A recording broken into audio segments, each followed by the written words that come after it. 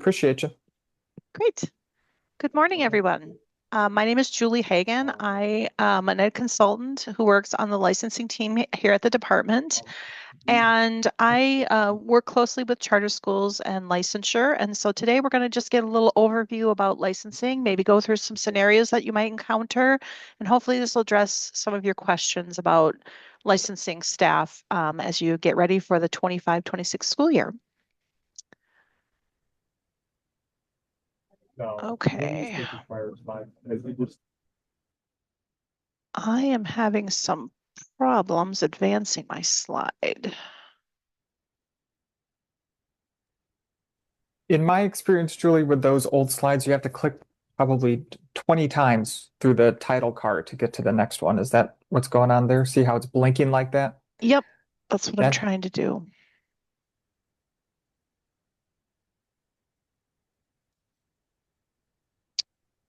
Sorry, everybody. Okay, maybe I'm moving. Yeah, your name's popped up. That's a step in the right direction.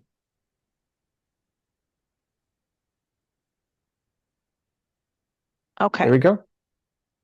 all right.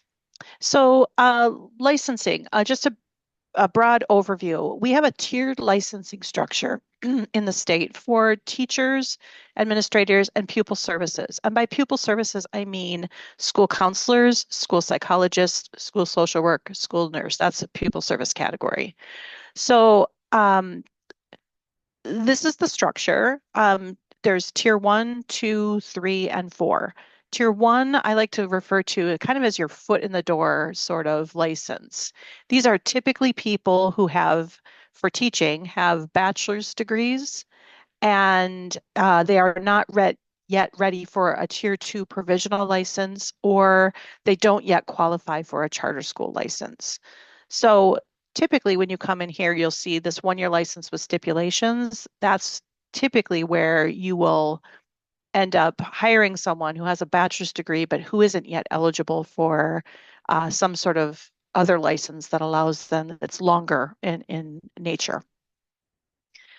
Most of the time at this upper level, just to explain this graphic a little bit, these tier two licenses, when you hire somebody under a 1 year, they're working towards, more often than not, they're working towards either earning the charter school license or they're working towards completing an approved pathway to get a tier two provisional license, which is the name of the first full and valid license in the state. And you can get a tier two license by completing a teacher training program. You can earn it by completing the Montessori pathway to license or license via reciprocity if you're coming in from another state and have a license and experience. Or the American Board is another pathway that people can typically complete in order to earn this tier two provisional license.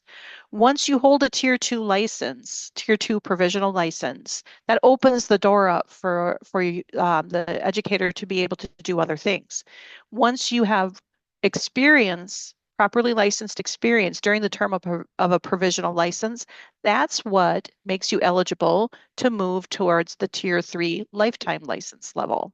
And most people live between tier two and tier three. If you don't get experience during the term of a provisional license, you can always ask for it to be reissued. And sometimes that happens to people just due to family circumstances. They're not working continuously, and so they can renew the provisional license by applying. There's no 6 credits like there used to be. There's no professional development plan. They just apply to have it renewed until they become eligible for the lifetime. And once you time like definition. So once you're active in the field of education, then what you do every 5 years to maintain that lifetime license is you do a background check. And if you, for whatever reason, you retire, you stay out of the field of education for 5 or more years, your lifetime license can become invalidated, but then you just hop right back over to the tier two provisional license level. So hopefully that gives you a little bit of an overview of the tiered licensing system. Most people don't move on. It's not mandatory that you move on to the master educator, and that's only available to people who do national board or the WIMEAP process through the department.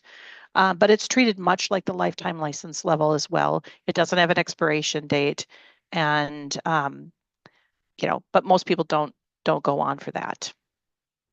Once you get the tier two or three license, it does afford you to be able to do other things because that level of license is required as a prerequisite to do things like adding other licenses at that level via content test.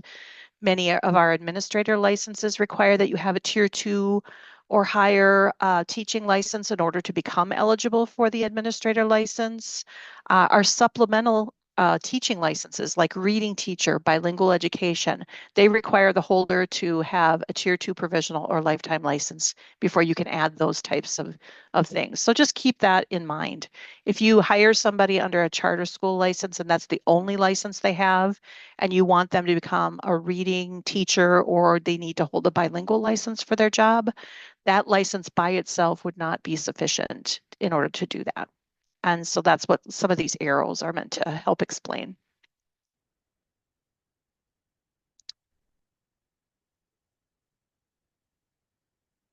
I apologize. The navigation moving from slide to slide is proving a little tricky.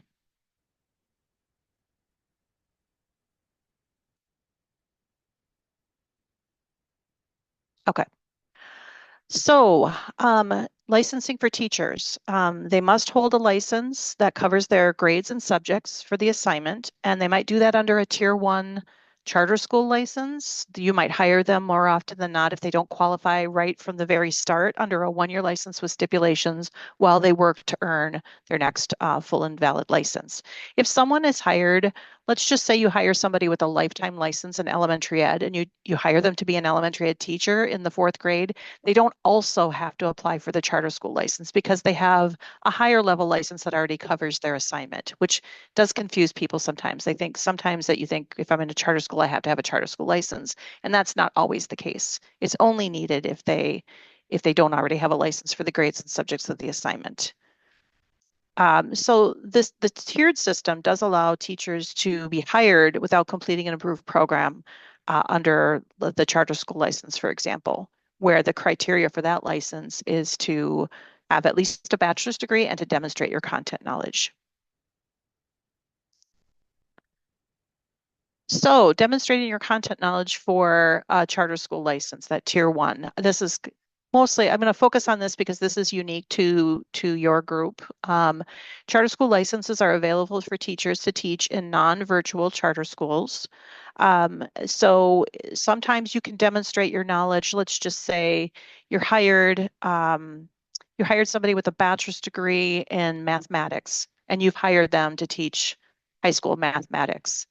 That bachelor's degree transcript, along with the declared major or minor on the transcript, can be sufficient enough for that person to apply for the tier one charter school license.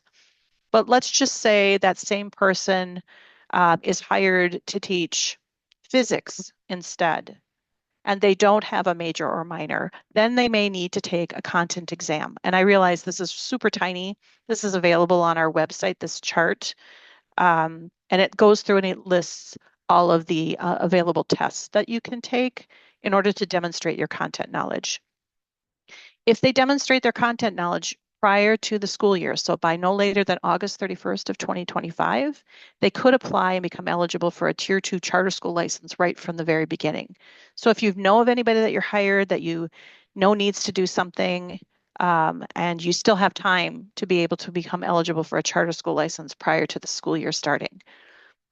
This second page just kind of gives you the links. The majority of the tests required are Praxis 2 exams through ETS, so it gives you the link as to how to plan for those tests.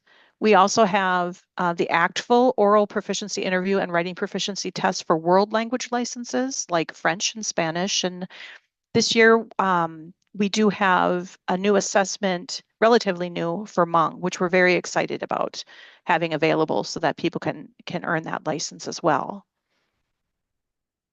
So I just wanted to cover just a couple typical scenarios for you to kind of maybe drive home the point a little bit. So in the first scenario, you've hired somebody with a bachelor's degree. They have no license, nothing. And what can you do with that person, right? So let's just say it's the middle of August, last minute hire. There's no way that they're really going to become eligible for anything in time for the school year. This person can be hired under what we call a 1-year license with stipulations. It used to be called an emergency license. You might have heard that term bantered about still. Um, you can hire them under a 1-year license, and they would apply for that license. And by the end of the school year, they need to do something. So up front, you don't necessarily have to know. Sometimes people don't know right up front what they're going to do to earn the license, but they should have something in mind. And this is might be where you coach them into saying you have the option to add a charter school license. And if you do that, you're going to have to take this exam, or you may require that you want your staff to have the tier 2 provisional license. Well, where can you do that? We have approved program listings on our website. There are some subjects that are available through American Board. Some of our charter schools who are Montessori want their teachers to have the Montessori license. So there's all sorts of available information. The upfront, you should have some general sense, because if they plan to get enrolled into an approved program, then when you're working under a 1-year, when you want to renew that 1 year, year over year, we need to see that progress is being made in an approved program. Attempts at taking a test for the purposes of adding charter school is not considered progress. If that's the case and they fail, then another exception or an exception would be needed for the second year if they don't pass an exam. And so you'd have to come up with a clear and convincing plan. And that often would mean that we need to see the test has been registered for again, a kind of a plan, clear and convincing plan needs to be laid out. The other scenario that you might encounter is that you have somebody with a provisional license in math, but you ask them or need them to teach other subjects besides what they're licensed for. In this case, again, it's a timing issue. If they don't get some of the additional content knowledge demonstrated prior to the school year, then you can hire them under a 1 year, giving them time to take the content knowledge exam. And then in the case of the provisional license holder, when they take an exam, they may have the option to add license via content test, not just for charter school license, but they may be able to add it to their existing provisional license when you're already licensed as a provisional license holder. So in this example, somebody 4 through 12 math can add English to the provisional license level, that tier 2 level, via content knowledge exam. And of course, they can also get enrolled in an approved program, or they might be able to do American Board as well. So administrative licenses, again, we have a couple of options. At the tier 1 level, we have a charter school principal license. We don't have very many people in the state that use this option.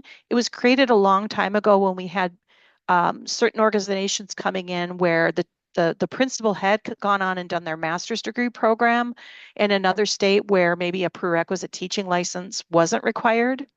And so it was created to allow somebody who had a principal license in another state with at least 3 years of experience to come in and apply for the charter school license. Now we have license via reciprocity, and that can result in a tier 2 license. So if you have a principal license in another state and at least a year of experience as a principal in that other state, you can apply via reciprocity for the tier 2 license instead.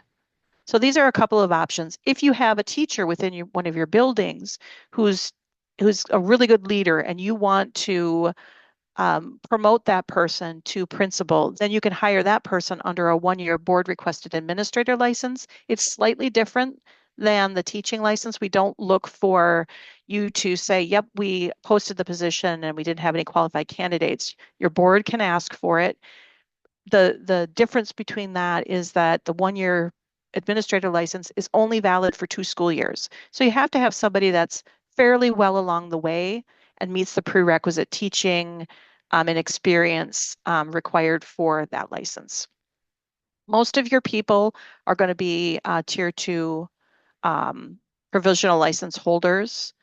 And to become eligible, except for reciprocity, if you're going to hire somebody, they have to have that prerequisite tier 2 teaching license or higher and the 3 years of experience, and then they complete a program. So licensing deadlines are really important.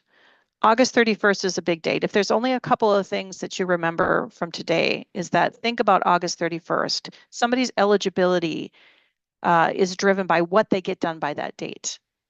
So if someone tells you you hired somebody last year under a 1 year and they say, yeah, I'm working towards it, but I didn't register for things until the fall. Well, that drives what we do as far as documentation when it comes to renewal of licenses.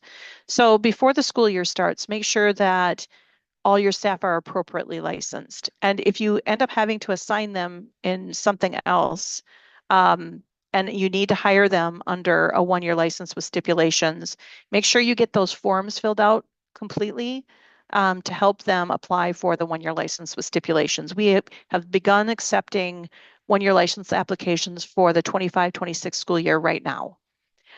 Um, During the school year, you'll need to monitor staff to make sure that they are appropriately licensed for their assignment, that they've applied for that, and you can use certain tools that we have available to you. So after me, you'll be hearing a little bit more about the WISEstaff reporting system. My team conducts a licensing audit for you to give you feedback based on the way that you're reporting people's assignments. So um, we will conduct an audit. It's usually, we've kind of moved it up a little bit. So it's usually mid to end of November, early December, where you'll be getting feedback on your preliminary audit of WISEstaff data that's due in mid-November. And then you can also use the Educator Effectiveness system to help support staff and check in on them regularly to make sure that they're getting done what they need to get done. At the end of the school year, then we conduct a final licensing audit for you that's done in mid-June. And by that point, everybody should have their licensing issues resolved. I wanted to provide to you some specific statutory and other references available to you about licensure requirements, specifically to charter schools, charter school principal, where you can find that information. Um, License via reciprocity in case you're hiring people coming in from other states and what that means. There's also links to licensing news, which is where my director will put up a blog post about something that's coming up, but also there's licensing bulletins there about school speech and language pathology, school social work, multi-level systems of support, things like that that are good information because they tend to be complex and require a little bit more elaboration than we can cover simply on a web page. This other link to what can I teach with my license is also a handy place to go. So if you ever want to know, I've got somebody who's hired for Broadfield social studies. Well, what can this person teach with that? This is a handy place to go to learn about that. We also link to our mapping document to WISEstaff. So it links there. When you report a specific WISEstaff assignment, it will tell you what license is appropriate for that assignment. And finally, something new this year is our Licensing 101. This is a module created for you to hop in and learn all things of licensing that you can do on your own time frame. So we're excited about that. Hopefully, it will answer a lot of questions in a little bit more detail. Then the website kind of guides you through and you can hop in where you need to. So if you just want to learn about pupil services or something like that, you can hop into the module there and learn about pupil services or administrator. So hopefully you find that helpful as well. Licensing questions are submitted to our ELO help desk, and this is the link provided for you to submit those questions. When you submit it there, it will get routed to the appropriate staff who can answer your questions about charter school license, status of applications, things like that that come through. But you can answer general or ask general questions there as well. So that's primarily what I have to talk about today. Is there any questions that anybody would like to unmute and ask me about licensing, as long as you have me? And I'll talk in generalities. So if you have somebody in mind, maybe just describe in generalities their scenario, and then we can work through that. I have a question, Julie. It's Sarah from Wisconsin Resource Center for Charter Schools. Oh, and I see Ronald has a question as well. Do you want to go first, Ronald, and then I can do mine? Sure. Thank you for the offer. I'm wondering if we have a teacher applicant who held a one-year license with stipulations at a different school Mhm. and is applying for the same subject area at the new school, then would they qualify for another one-year license with stipulations in that same subject area? Maybe what you need to get from them is evidence of their progress in a program or whatever it is that they were doing. But yes, that is a very good question. That is classified as a renewal, even though it's a first-time request from your agency. It is considered a renewal because we look at the person. So if someone enrolled in a program and they made progress, they should be able to provide to you the PI 1624 progress form, PROG form from their institution. If they can't, or if they said, hey, I attempted this test and I failed it, or I'm not able to do that, then what you're asking for on that second page of this 1624 LWS1 form is an exception. You acknowledge the fact that they didn't make progress.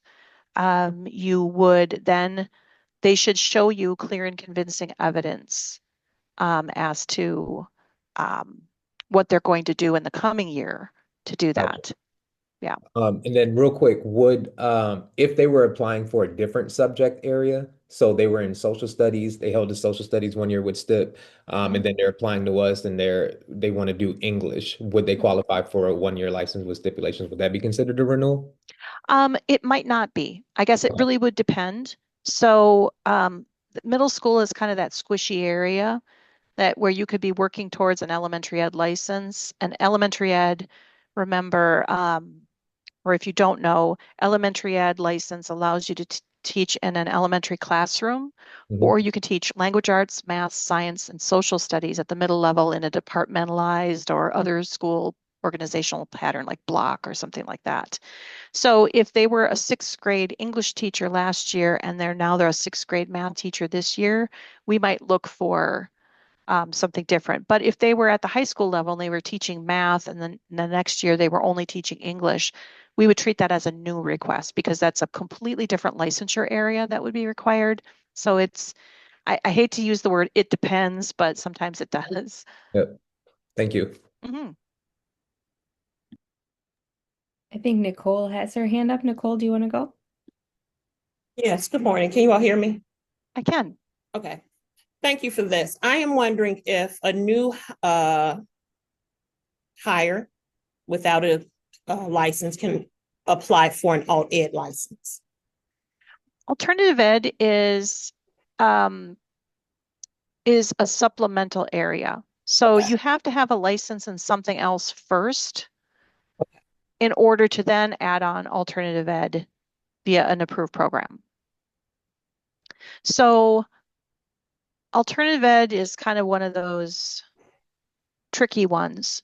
I think if somebody had no other license in our system and you said your request for a one-year license with stipulations was alt ed, we'd want to see a little bit more detail about what they're doing to also earn the other license.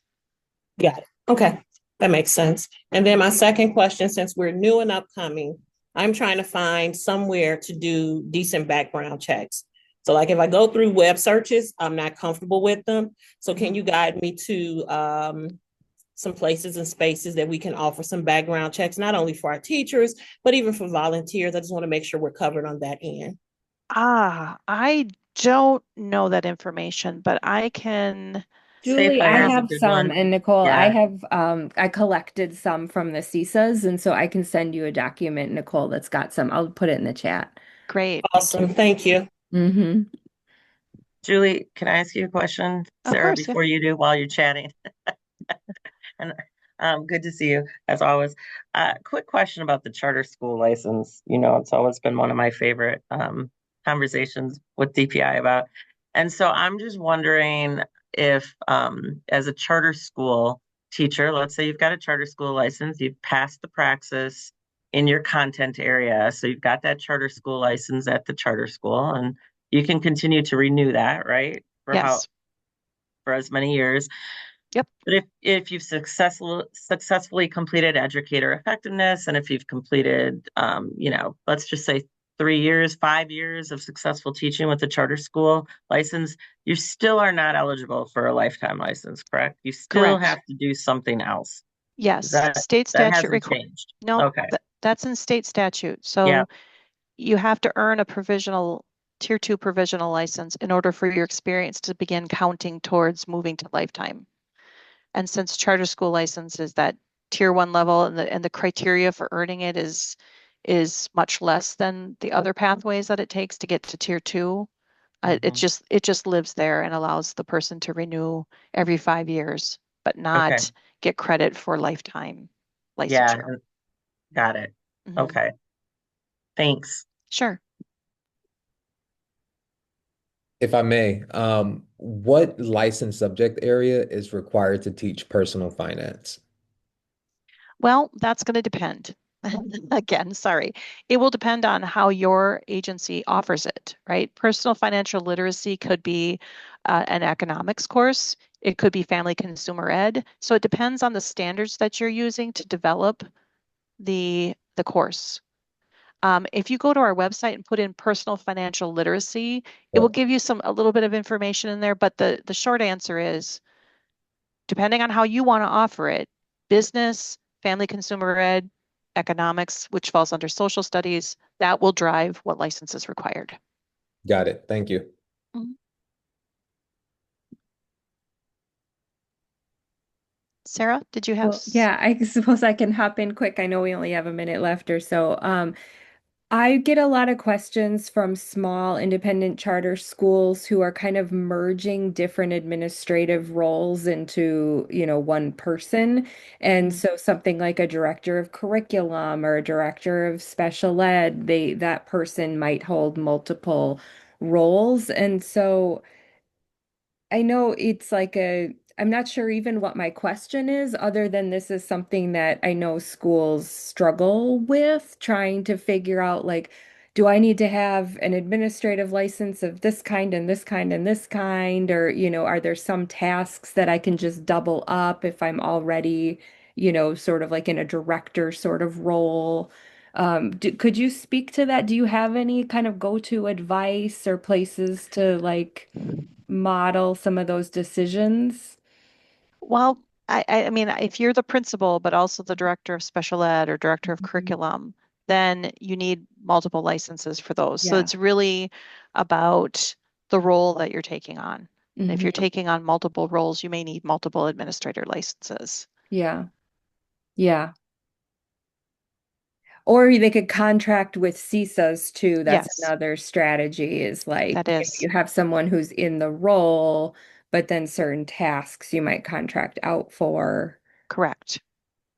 Yeah. Okay. So Thank you. it's the old duck test. If it looks like one and quacks like one, the person doing it needs to have the license, but you certainly can Yeah. subcontract with a CISA or share um, certain roles with others. And those have like you can do like a provisional kind of license for those too, right? Like you could be working in the role and working toward your license. Yes, that's the Yeah. 1 year board requested administrator Mhm. license that's only available for 2 years.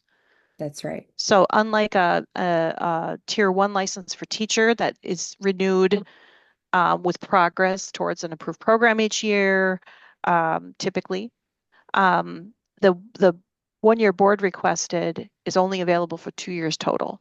So up front, you need to show you're in a program and that it's possible to complete it in that 2 year period of time. It's really meant for the person who's kind of well on their way or who can complete it in a shortened period of time. Okay, thank you. And that you say board requested, but that works for ICSs as well, even without the district board. Because I Yeah, know I in mean, you, statutes like the district sponsored pathway doesn't work for ICSs, mhm, yeah, but that one, you have boards or you have your authorizer. yeah. So whoever the overseeing body would be making the request. Hmm. Does that work for district sponsored pathway for teacher licenses as well? Um, the 3 year license you're Hmm. talking? So like a Yeah, that portfolio pathway? Yeah, just let me double check Okay, that we've done some recent lingo on that. cool. And I know we're at 9:30, Julie, and you had to go, so we can always follow up on email too. Yeah, sorry. No problem. It's available for educational entities and it's limited to, I'll have to get you the language. It's school districts, CISAs, or residential schools. So it's fairly limited Hmm. in who's authorized to make the request. So I don't think that's going to be available for you. I think that's right. Okay. Yeah. Well, we will continue to think about that down the road. Hopefully the other flexibilities and adding licenses via content tests. I should emphasize, we do not give charter school licenses in bilingual and special education. Those people must complete a pathway like American Board or an approved program. So, is there anything else? I think we're Great. going to wrap this one up and move along to Jennifer to respect Jennifer's time. But Julie, we Yes. really do appreciate you coming in and speaking with us. I know this has been really Yes. helpful for a lot of folks on the call and one of the most anticipated sessions. So thank you so much. Great. Thank you, everybody. Nice to meet everyone. Jennifer, you ready to go?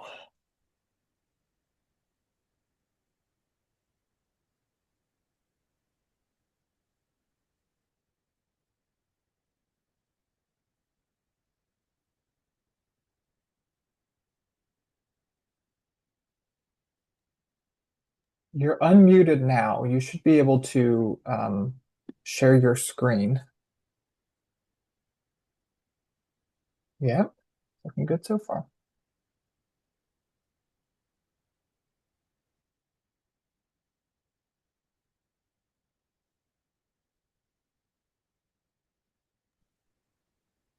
Jennifer, we see your screen, but we can't hear you. Oh, I've been talking. No.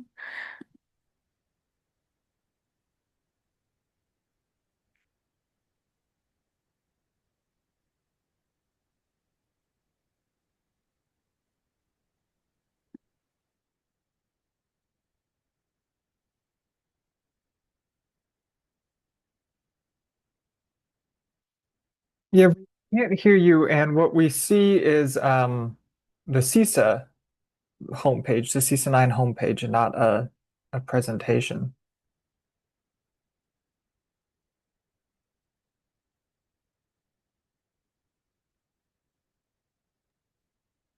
We can just wait a minute on that. Does anybody want to here, I can pause the recording.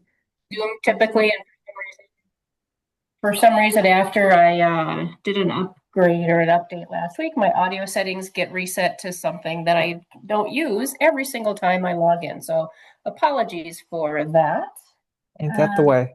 All right. Good morning, everyone. Yeah, I'm not sure how I got a CISA link showing up on one of my, I must have clicked on something and then that brought up the link there. So let me get my slides up and running here. Slideshow. And then share my screen.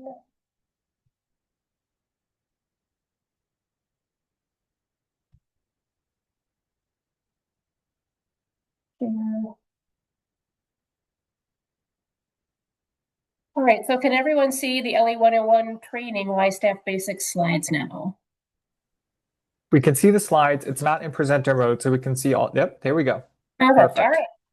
Okay, thank you everyone for your patience and good morning. My name is Jennifer Janik and I am a business analyst and the product owner on the team at DPI that manages the WISEstaff application in addition to the WISE-ID application. So today we'll be talking about WISEstaff. And so let's just dive right in.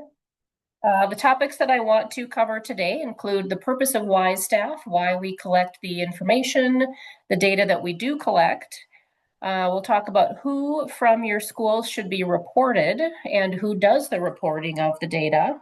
We'll talk about the timeline for the collection, the deadlines that we have for the upcoming school year, and then we'll dive in and look at how to navigate in WISEstaff. We'll look at some of the basics of data entry, and then I have a couple slides with help resources and how to get more information if you have questions. And I'm going to move my panel over there we go. Okay, so WISEstaff is a secure web application that we use to maintain the required information about school and district staff members. We collect and store assignment and salary information for all staff positions within a school, and that includes the basics that you'd assume of the teachers, the principals, the counselors, paraprofessionals. But we also collect information on all support staff, including custodians, bus drivers, school nurses. It's basically anyone who is employed in the school. It must be reported via WISEstaff. And if you're new to using our WISE applications this year, WISEstaff will be found and accessed in the WISE Home menu, along with all of the other DPI applications that you access. The reasons that we collect data are numerous. First is state and federal requirements. So we are required to collect and then report certain pieces of information about the school staff. We also conduct the staff assignment audits that Julie mentioned in her presentation to confirm the licensing qualifications for all of the staff in your schools. We also use special education staff information to help you secure funding for aid reimbursement.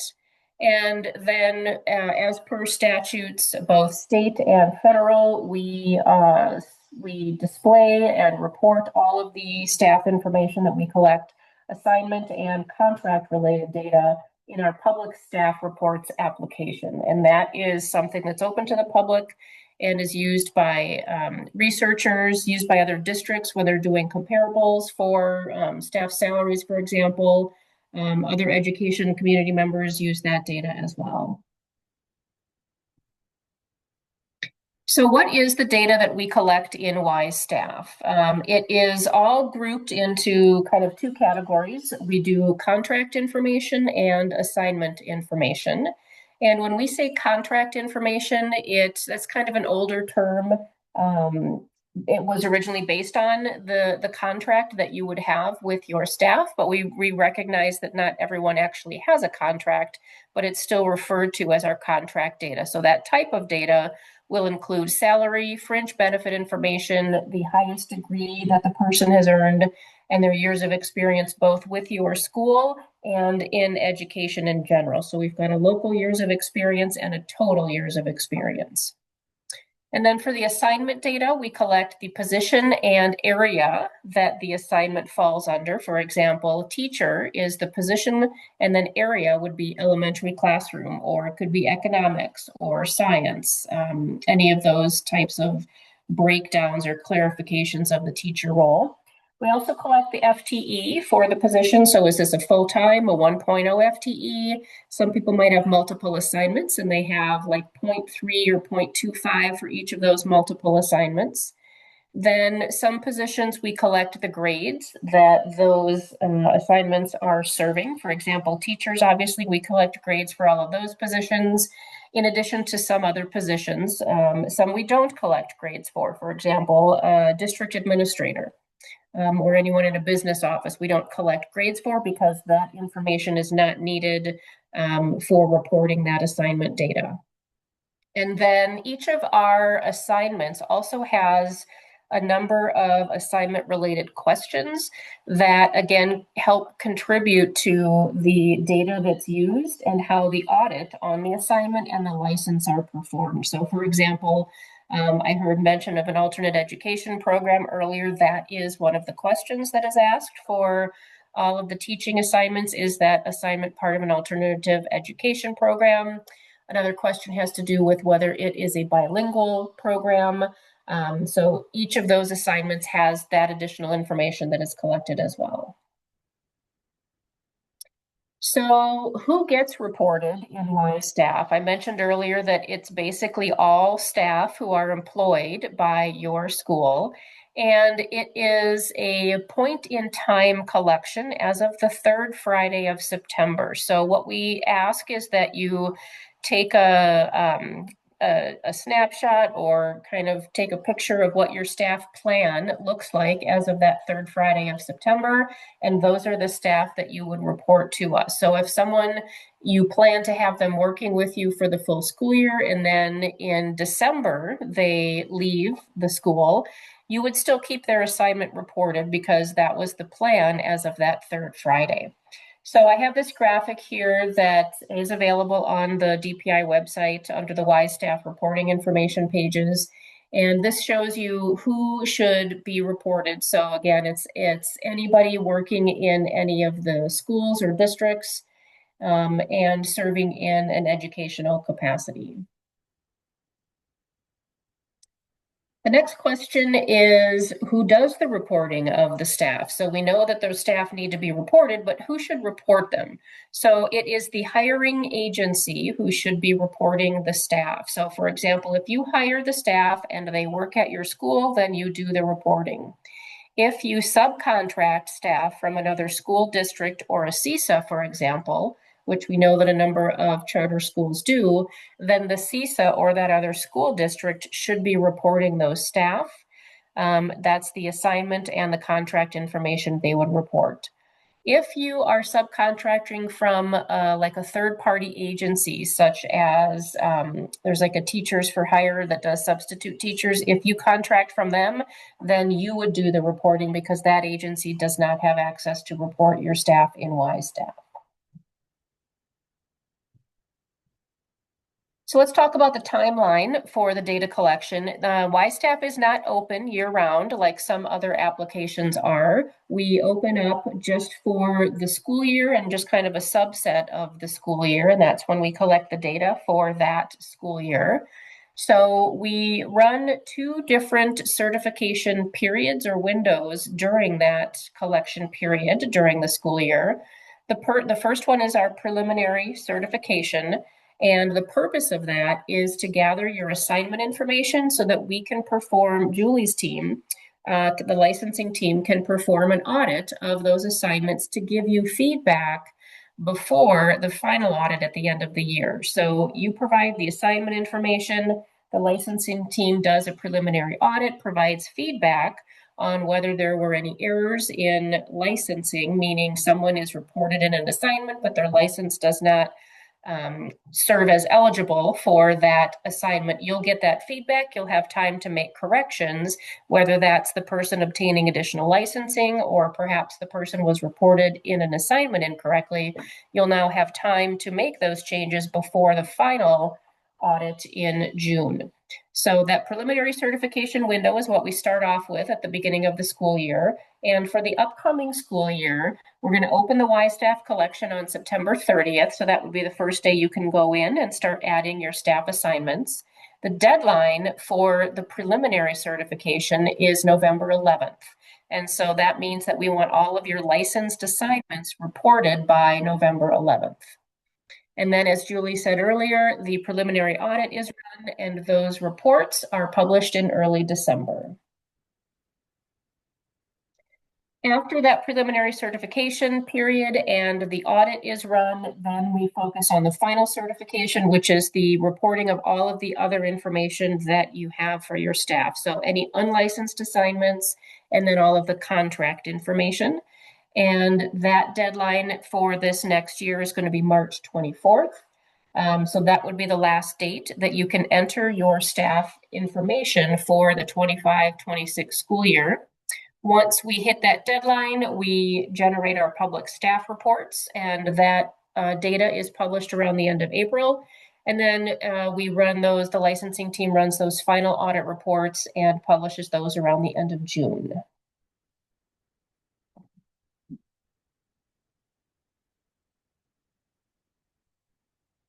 So we'll just talk a little bit about navigation in WISEstaff. If this is, again, your first time using the application, We have top navigation here with our groupings of pages or screens. Each of those groupings has an overview page that summarizes the screens available within that menu. So if you're new to WISEstaff, I suggest you log in and look at some of those overview pages to get a sense of where everything is situated and what you can all do within WISEstaff. We have the person search menu, which is where you'll look for a WISE ID to be able to go to a specific staff record.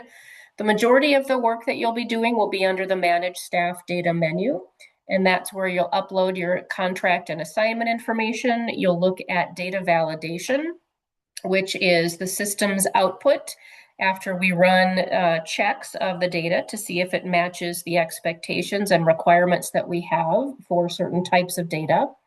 And then you can also do your certification step within that Manage Staff Data menu. In addition to that menu, there is the reports menu where you'll have access to a number of live reports that are based on data as it's currently entered. It's not an overnight or a delay or a batch of any sort. And from there, you can run any of those reports to review your data, check on what's been reported, look for discrepancies. So there's some good information in a lot of those reports that we have. And then we also have a need help menu. So that will be where you can find a link to the WISEstaff user guide, a site map, which is telling you where things are within WISEstaff.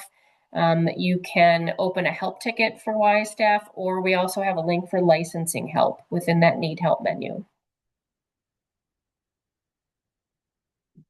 So let's talk about the things that are expected for each of those certification phases during the collection during the school year. For the preliminary certification phase, we are looking for you to report to us your contact information. So we have a number of emails that we send out during the year with updates, deadline reminders, training opportunities. And in order to know who to send those to, we look at the data in this contact information page. So it's important that you put your contact information and anyone else in your school who might be working in WISEstaff so that we can include them on those emails. You'll also want to make sure that you have WISE IDs for all of your staff and local person IDs, which is the code that ties your staff person to your school. And then the entity ID, which Julie may have mentioned, that is the code that links a person to all of their licensing information. So one of the first things that it is helpful to do is to review the previous year's audits, the final audits, to look for any assignment changes that might be needed for the upcoming school year or any additional licensing that might be needed if there were errors in the previous school year. You'll want to review the assignment code list, which is the list that provides all of the codes for the assignments that you'll be reporting. We talked earlier about the elementary school teacher, for example. There's a code that goes along with teacher. There's a code that goes along with the elementary designation. And so all of those codes can be found in the assignment code list. And then again, as part of this preliminary certification period, you will be entering your assignment data. And the focus will be on the licensed assignments because those are what's needed for the audit. You will review the data validation, which is the system's output, letting you know where there is potentially data missing or data that might be incorrect or improperly reported.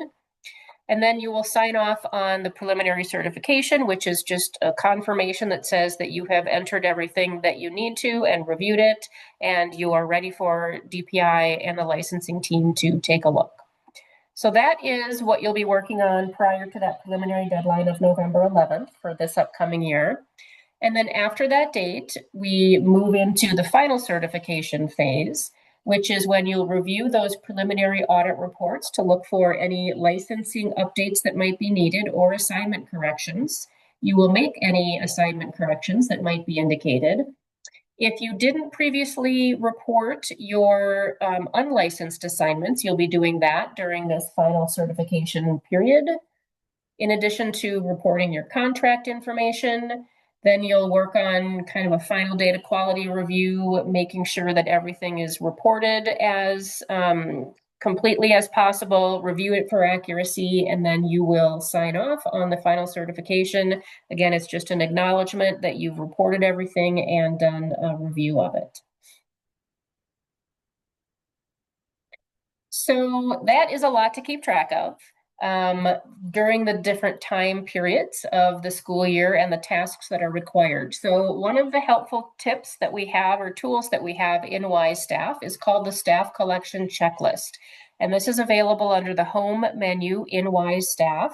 And it's a great tool to keep track of where you are within the collection year and what's due and the date for that and what you've got done. So I would strongly encourage, if you're not familiar with this, for you to review the assignments, or rather the staff collection checklist. We don't yet have it rolled over to the new school year. So if you look at it now, it will still have 24, 25 dates in there. But right after the 1st of August, we'll be updating that to reflect the new school year. So we've got these phases here that show you what you should be doing during each of the times of year, and then the tasks that are required or recommended during that time period.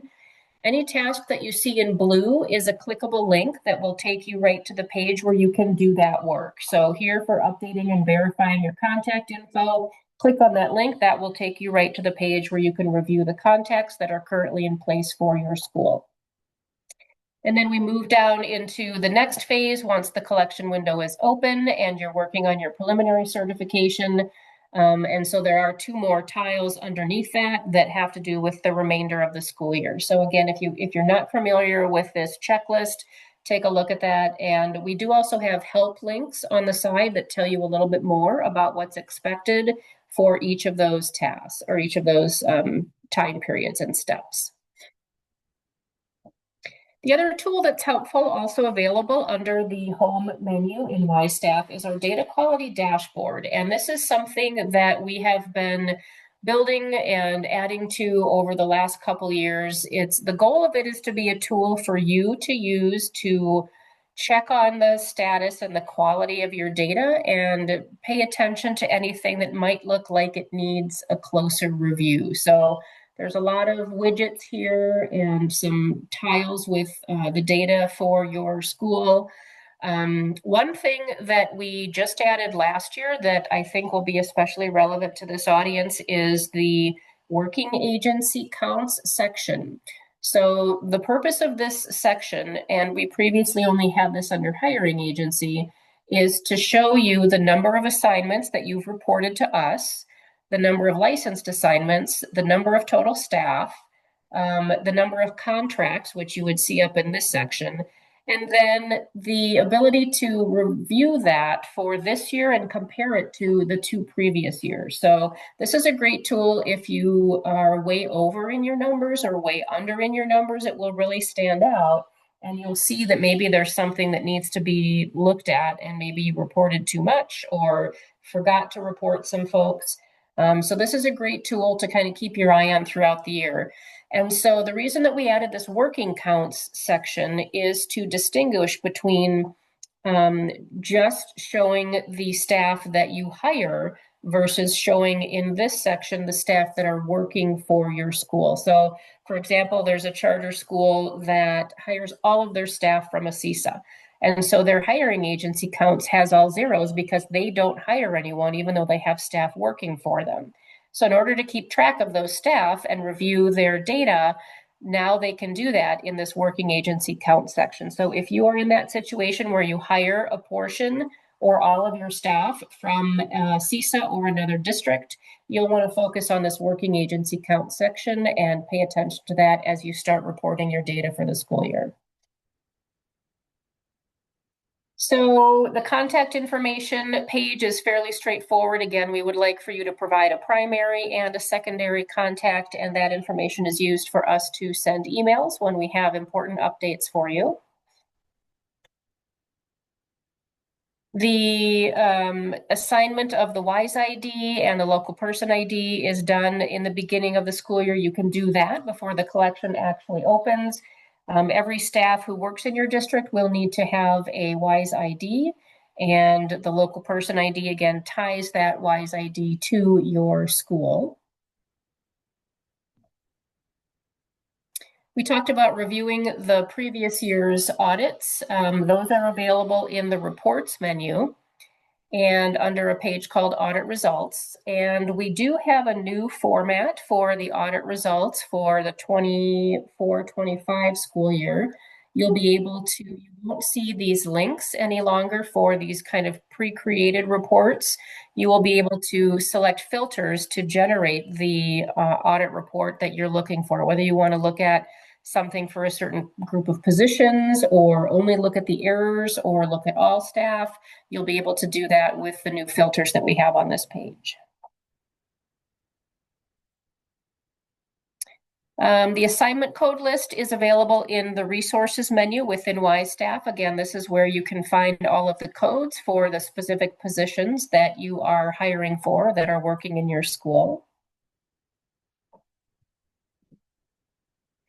The Manage Staff Data menu, again, is one that you'll be using frequently. So we talked about one of the most important things for the preliminary certification window is for you to enter or report your licensed assignments so that we can perform the audit on those.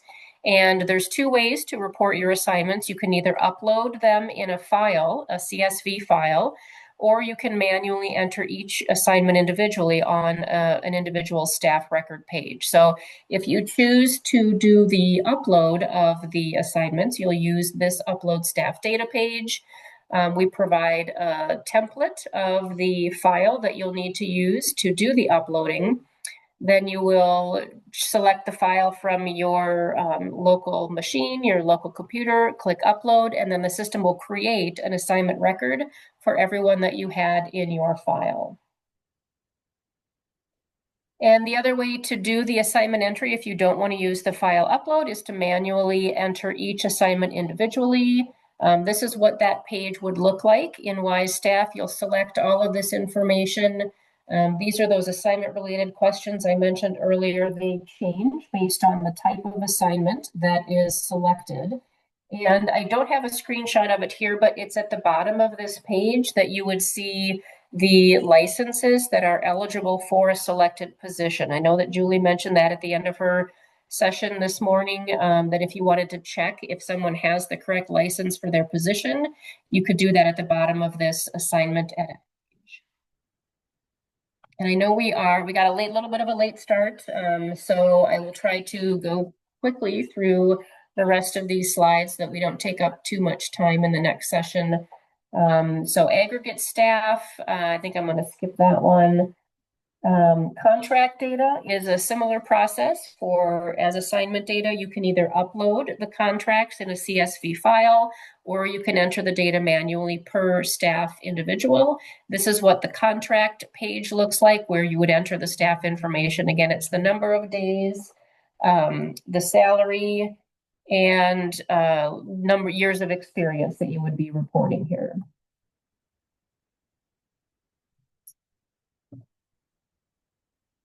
Validate staff data page is going to be important. That's where we show you any of the system generated errors or warnings that may indicate that data was entered incorrectly or is missing. We have 3 levels of those validations. Errors must be resolved before you can do your certification at the end of the collection period. Warnings must be resolved or acknowledged. And informational messages are just that. It's just for your information. There's not necessarily any action required. Data quality, I talked a little bit about earlier, mentioned the dashboard. That's where you can look to see whether the numbers that you have reported for this year are in line with what you'd expect to see and in comparison with last year's numbers. In addition, multiple reports that we have available in the reports menu. You can generate those, look at them, download them, and do a comparison of your data and just kind of look to see that all of your contract information and assignment information looks accurate for the year. The certified data step is very simple. As I said, you just click the box that says that you agree that you have reported all of your information as required. And again, the deadline for that for the preliminary certification is November 11th, and the final certification deadline will be March 24th. And that is it for the high level 101 of using WISEstaff. I've got some information here, and I know that these slides will be made available to everyone. We have lots of training and help information available on the DPI website that provide tutorials, videos, shortcuts on how to do certain functions within WISEstaff.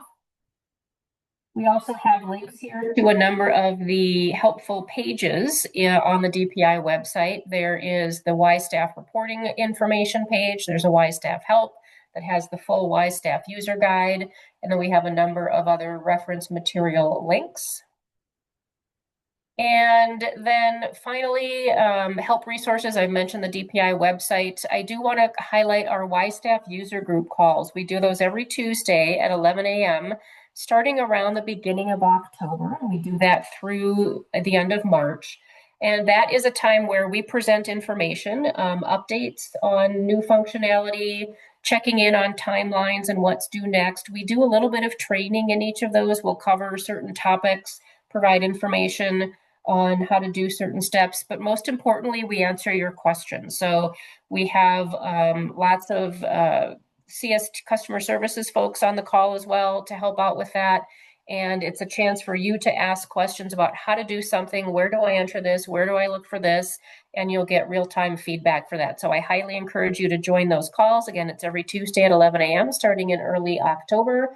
And you can find a link to that meeting on the WISE events calendar on the DPI website.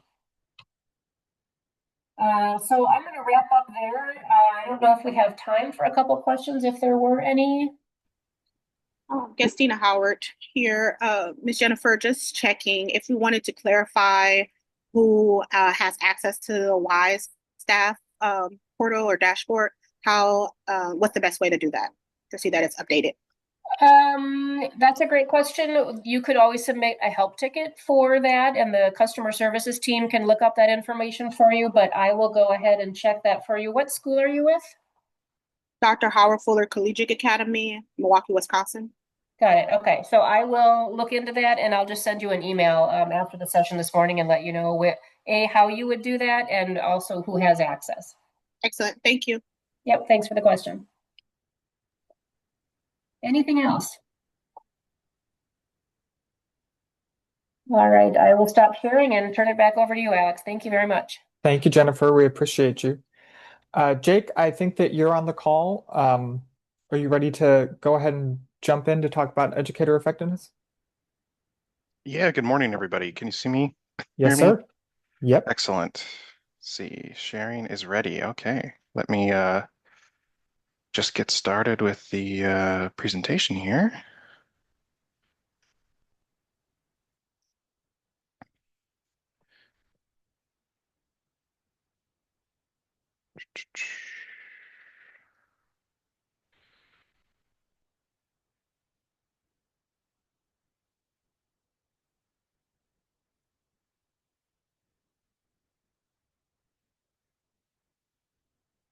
All right, can everybody see that? Yep. Excellent. Okay. Well, good morning, everybody. My name is Jacob Hallnagel.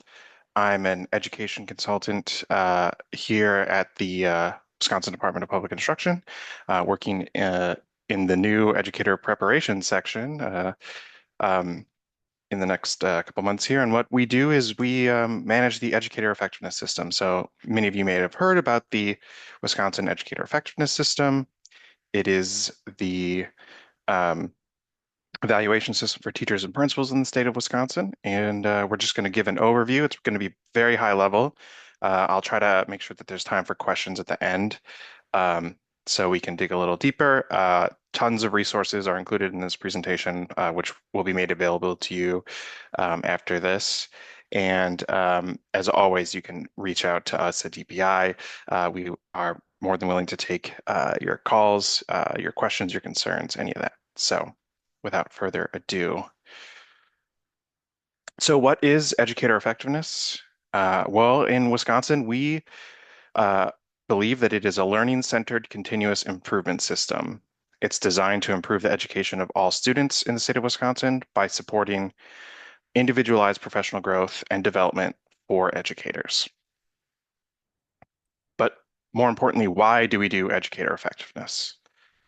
Well, there's a ton of research out there that shows that teachers are the most important school-based factor that contribute to student outcomes. And the next most important school-based factor is school leadership. So of course, the EE system focuses on teachers and principals, those two most important school-based factors. We know that school leaders make their contribution to student achievement through their effects on the school environment. So things like the effectiveness of the teacher, school culture and climate, student behavior, safety, those kinds of things. And we also know that teacher effectiveness is not fixed and it can be improved, and the same with principal effectiveness. And we know that school leaders have a role to play in that professional growth as well. We also know, based on research on our own system, that feedback is essential to the professional growth of educators and translating that professional growth into student achievement growth. So there needs to be first accurate feedback, second useful feedback, and finally opportunities to use that feedback provided to teachers and also principals for them to be able to grow in their practice and for students to ultimately grow with them. So what are the fundamentals of the educator effectiveness system? First, what's required by the law? Well, EE is required by statute. It was created by act of the Wisconsin State Legislature back in 2011. What are the key aspects of the law? Well, it's a new, at the time, new evaluation system for teachers and principals. And it was designed by the Wisconsin Department of Public Instruction. The law also does set out a broad framework that there be 50% student outcomes in the system and 50% professional practice. So who and what kind of entities are required to do EE under the law, and what kind of positions are required to be evaluated using the Wisconsin EE system? Well, all public school districts and independent charter schools are required to use the Wisconsin Educator Effectiveness System. Who are they required to use it for? First, teachers, and we define teachers as all of the following. Those that conduct instructional planning, they manage a classroom environment, and they deliver pupil instruction. And then, of course, principals, those that supervise and evaluate staff, they oversee achievement, attendance, behavioral growth, and they do all of this as part of a building-specific school environment. Again, one of the main resources we have is what we call our Wisconsin EE System Policy Guide, and you can read more about the law, the requirements, the basic framework, who's required, how all these things are defined there. We also, in building the system, again, we think of it as a learning-centered continuous improvement system. So what does that mean? It's built on 5 what we call learning-centered principles.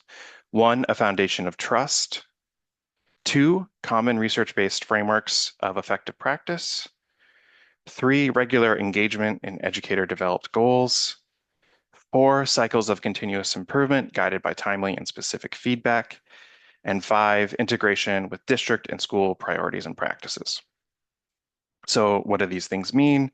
Well, first, we know that trust matters greatly to school cultures and climates. It's a necessary component to have effective learning communities. Trusting school cultures encourage risk-taking and learning from mistakes, and that's essential for a learning-centered system. It strengthens the professional culture of schools, which is necessary for teachers and principals to be able to grow in their profession. And we know that in schools with trusting professional cultures, there's improvement in teacher retention, job satisfaction, and commitment to their school. What are common research-based frameworks? Well, you've probably heard of the ones that we use in Wisconsin. At least the first one, the Danielson framework for teaching. This is the observation and evaluation rubric we use to evaluate teachers in Wisconsin. And then there's also the Wisconsin framework for principal leadership. So this is the observation and evaluation framework for principals. And what they're designed to do is provide adult learning frameworks. So how do I, as a teacher or a principal, grow in my profession? They are developed from and supported by the research. They provide a common language and vision for best practice so that when I, as a teacher, am trying to improve, I can look to the rubric, learn that language of that rubric, and be able to speak to my evaluator or maybe a coach, a mentor, using the language of the rubric about improvement, and we can communicate clearly in that way. They support any type of observation or improvement effort or professional conversation occurring in a school. So whether that's, of course, the Wisconsin EE system, or you're looking specifically at classroom management skills, and whether you're just doing coaching or mentoring, these frameworks can help provide that basis for conversation. And of course, they are used to assess educator practice. Educator developed goals. So you've probably heard of the student and school learning objectives. So this is that 50% student outcomes portion. There are also what's known as professional practice goals. These are an optional goal that are in the system because embedded in the SLO are the instructional strategies that teachers, principals will use in order to achieve their student growth. These goals are informed by data, of course.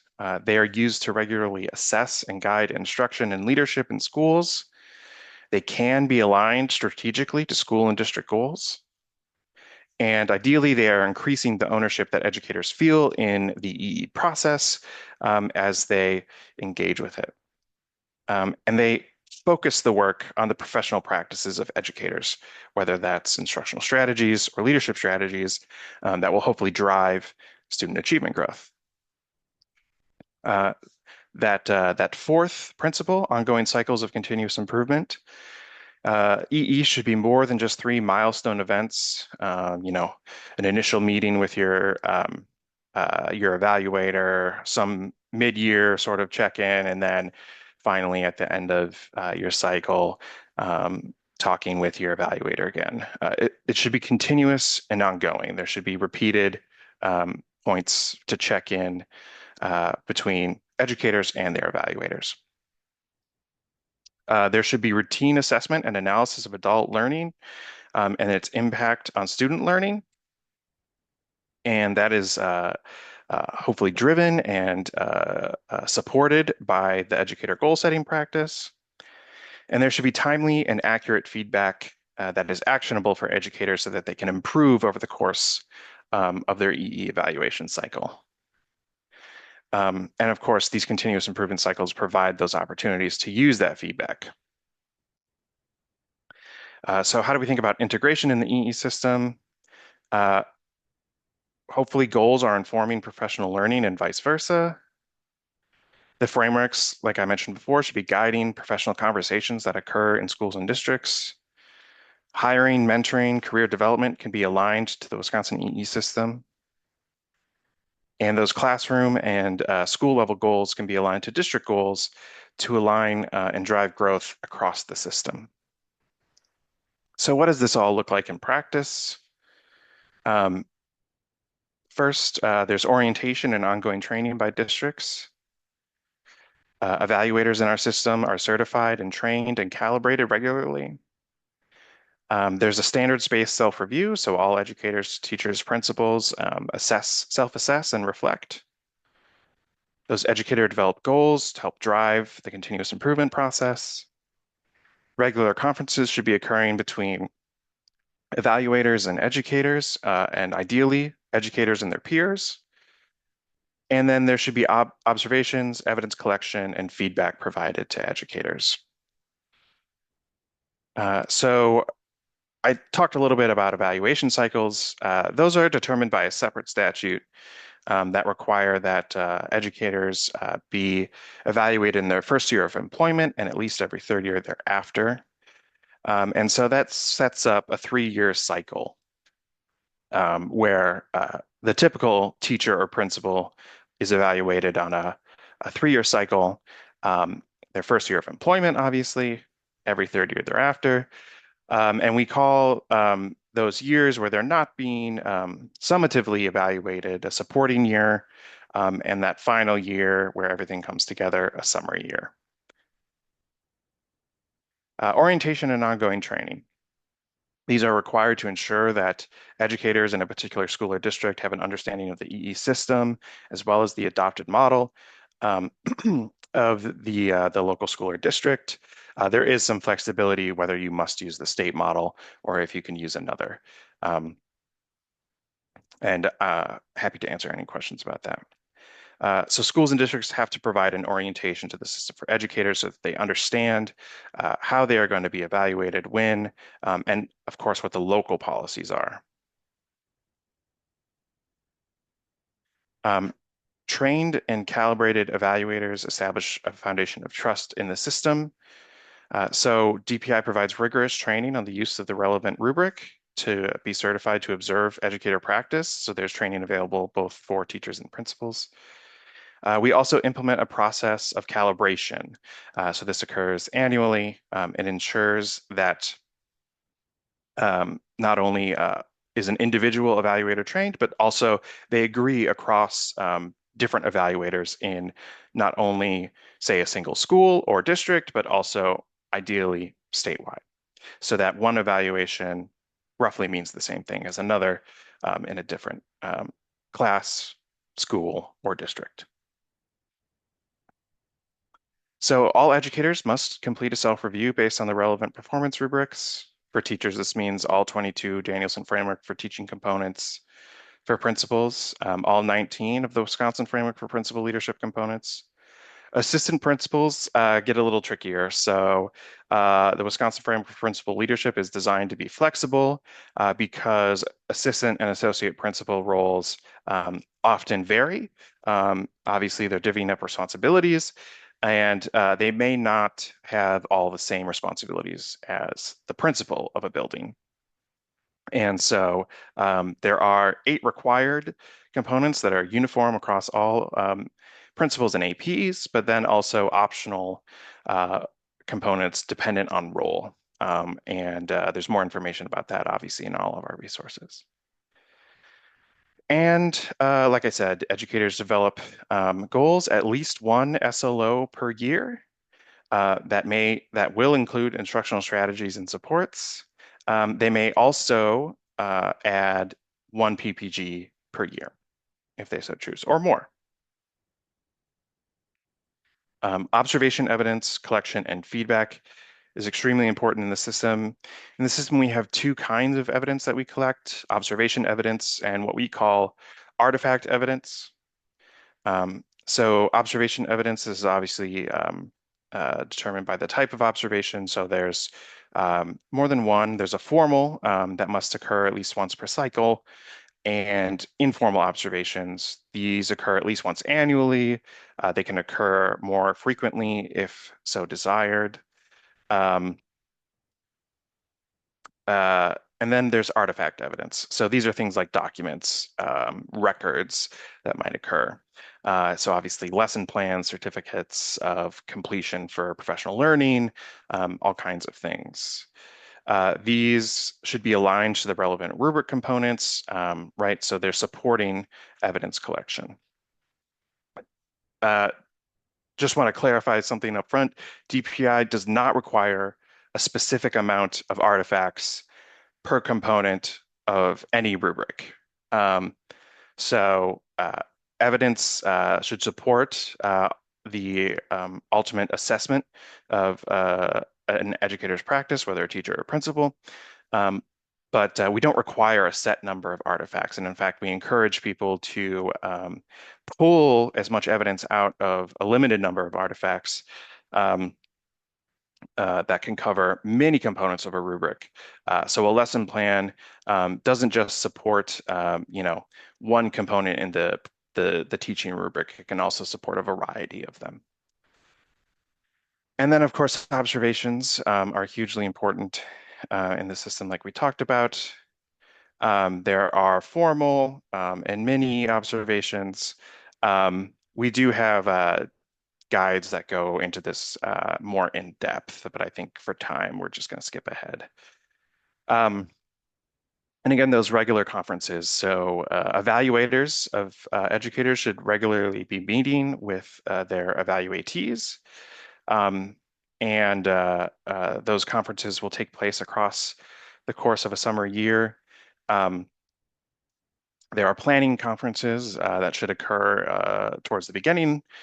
This is where teachers and principals will reflect on self-reviews, talk about evidence that they want to collect over the course of the cycle, and plan out what that evaluation will look like.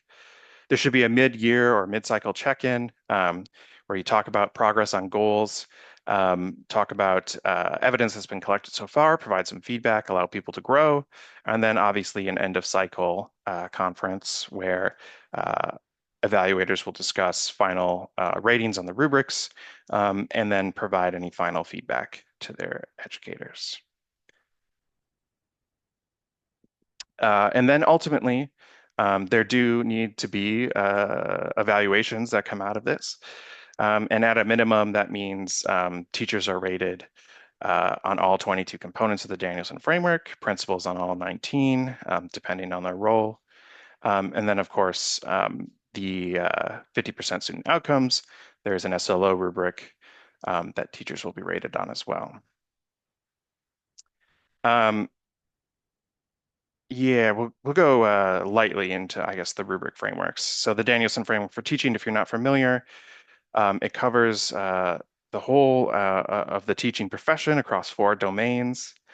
There are 22 components to it, so these are much more specific, and this is the level at which we require evaluative feedback to be provided. The Danielson framework does go deeper. There are 77 elements in the current 2022 version of the framework that go into more discrete skills across each of the components. And then, of course, it's a 4-level rubric. Similarly, the Wisconsin Framework for Principal Leadership covers 2 domains and 5 subdomains of principal leadership, has 19 components, and of course, 4 performance categories. And lastly, the student and school learning objective. It's that 50% student outcomes portion of the system is required by law. It's not subject to equivalency. So I did say that there was some optionality in what districts and charter schools can do for evaluation, but that is only limited to the professional practice portion of the system. So all LEAs must use this the SLO as defined by the department. And again, there must be 1 SLO annually for all teachers and principals. They should self-rate their SLOs annually as well. And then ultimately, the SLO is assessed against 6 critical attributes with 4 performance categories. There should be 1 to 3 per cycle. And then there is an optional holistic score that could be provided. So evaluators could sum up people's performance across all 3 or just individually. And again, those 4 performance categories are aligned. Here's the Danielson Framework for Teaching and the Wisconsin Framework for Principal Leadership. But also the SLO rubric is a 4-level performance rubric. And this is to ensure that we can compare evaluations across teachers, principals, and student outcomes. All right. So how does all of this get documented? So that we do require specific data elements be captured by schools and districts. We have defined those in a resource document that's linked here. It's also linked elsewhere in the presentation. It can be documented in an online platform, or it can be done paper pen, as long as the district, the LEA, is keeping the records. And it is on the district and the charter to retain all the records. We do have our own DPI developed forms. We have permission to use the Danielson Framework for Teaching, and obviously we have developed and provided the Wisconsin Framework for Principal Leadership. And we've put these into downloadable forms that will track the process for teachers, their evaluators, in both Google and Microsoft formats. So you might be using either one of those formats, maybe both, but you have options there.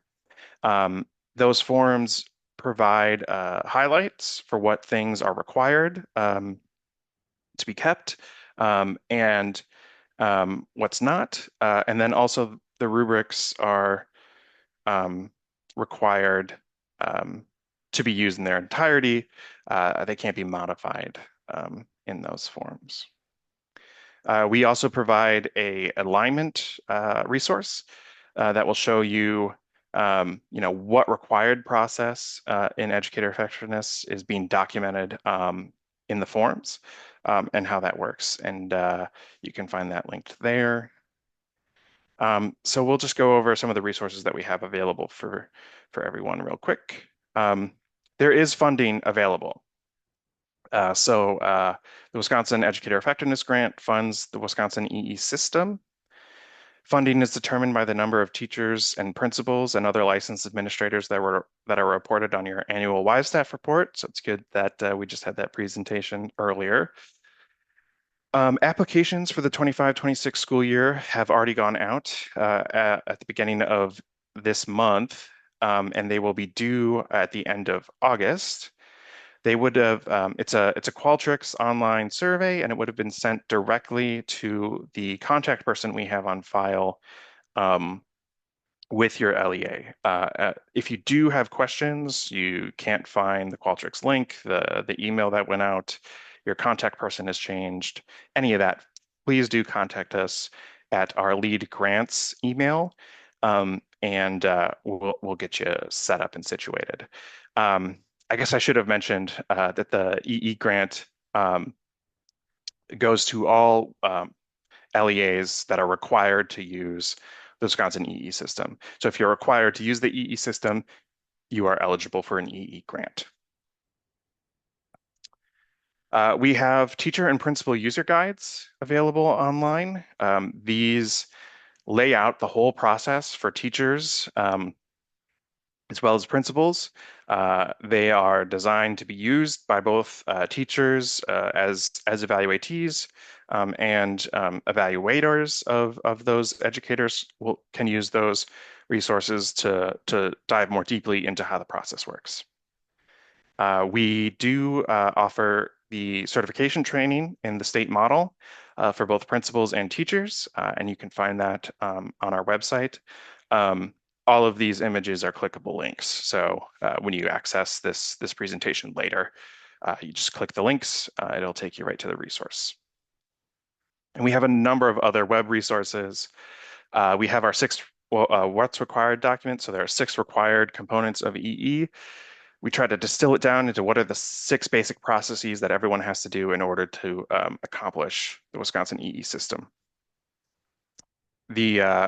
We also offer the EE in practice document. And so what this does is it sort of takes each of those requirements and breaks it into a continuum. So what does it look like to do it if you're just starting? And what does it look like to improve in your practice of that particular requirement over time?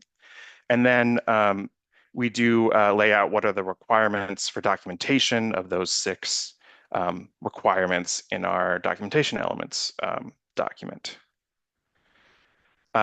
There are a number of resources to help you figure out how you might want to document and support that process locally. So we have a help center where you can ask questions of us. We have tip sheets on how to use our forms, and then suggestions for how you might go about managing files locally, whether you're using our forms or not.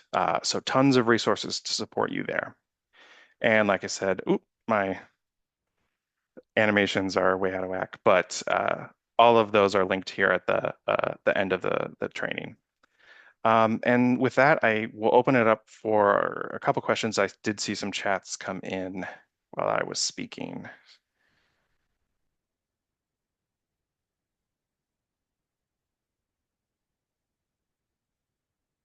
Yeah, so there's the question from Christy Cole at the Lincoln Academy. Could you share a process timeline with us regarding submitting an alternative EE model if you'd like to change the current process? Yeah, so that is called the equivalency review process. It opens annually in the beginning of the year every January. January 15th is the first deadline. You must submit a letter of intent to us by then in order to apply later in March of any given year. That process then lasts, it might end by April or go through June of any given year, depending on whether an initial application is approvable or not. There is a feedback process. So when you submit an application in March of the year, we review. If you don't get approval on the initial review, there is a feedback opportunity. We'll provide you the results of our review, and you can submit more evidence later in May. And then by June, we'll make a final decision. So the reason that takes place from January to June is because you must receive approval to use an alternative model from DPI before you implement it in a school year. So there's more information about that on our website. You can just look up equivalency review. That should take you to our page.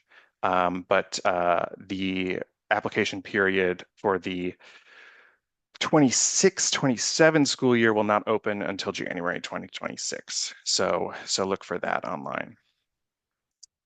Any other questions?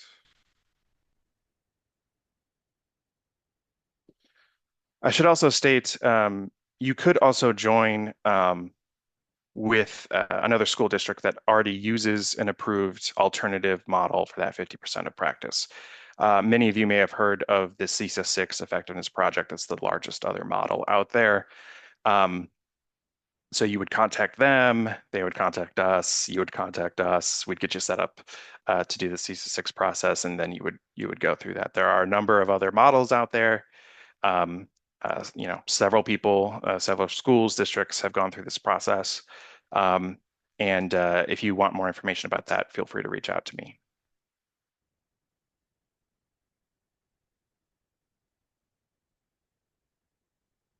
All right. I don't have anything else. Okay, well, thank you, Jake. We appreciate you. Thanks for stopping by. We are going to go into our break. We'll come back at 10:45 to Recording. And then, Chris, if you want to screen share, we can get going in just a Sure. minute or so. Okay.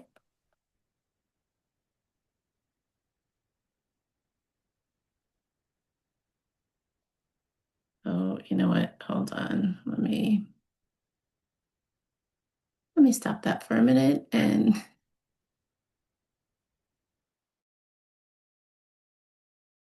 here.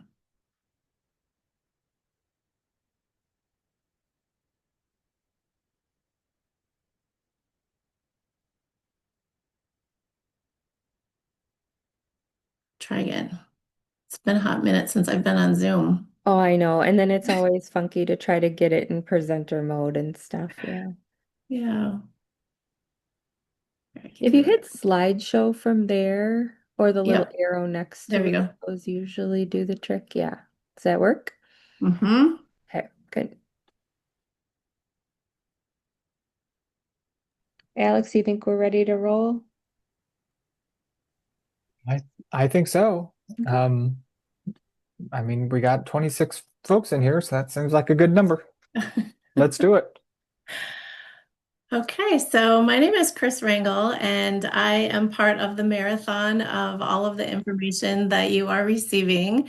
I represent the Title I team today. So we are going to talk about Title I Part A, and some of you will probably be in the application. So hopefully this information will help navigate parts of that for you.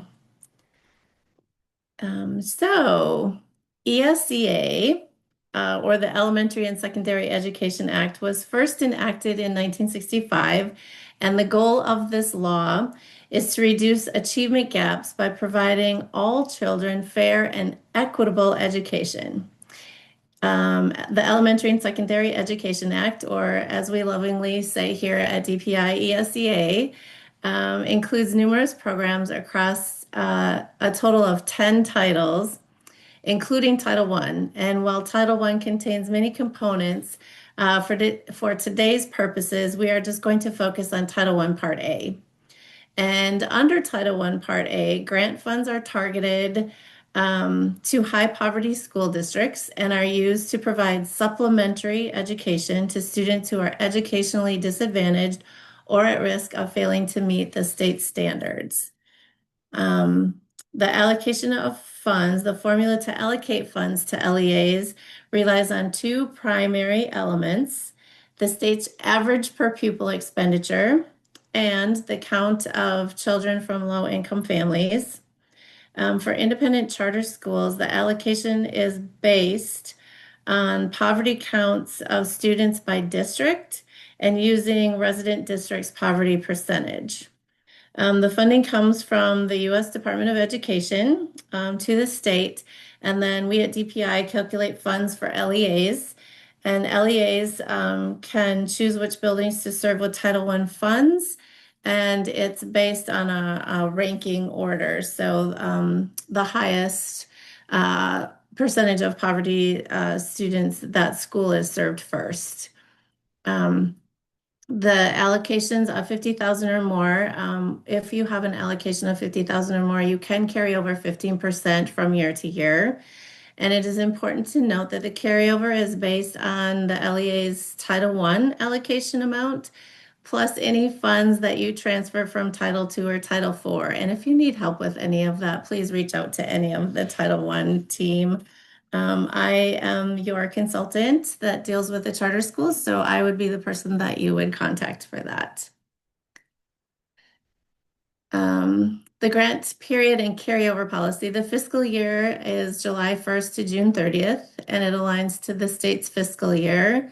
FY26 obligation period begins July 1st, 2025, so just a couple weeks ago, and ends June 30th of 2026.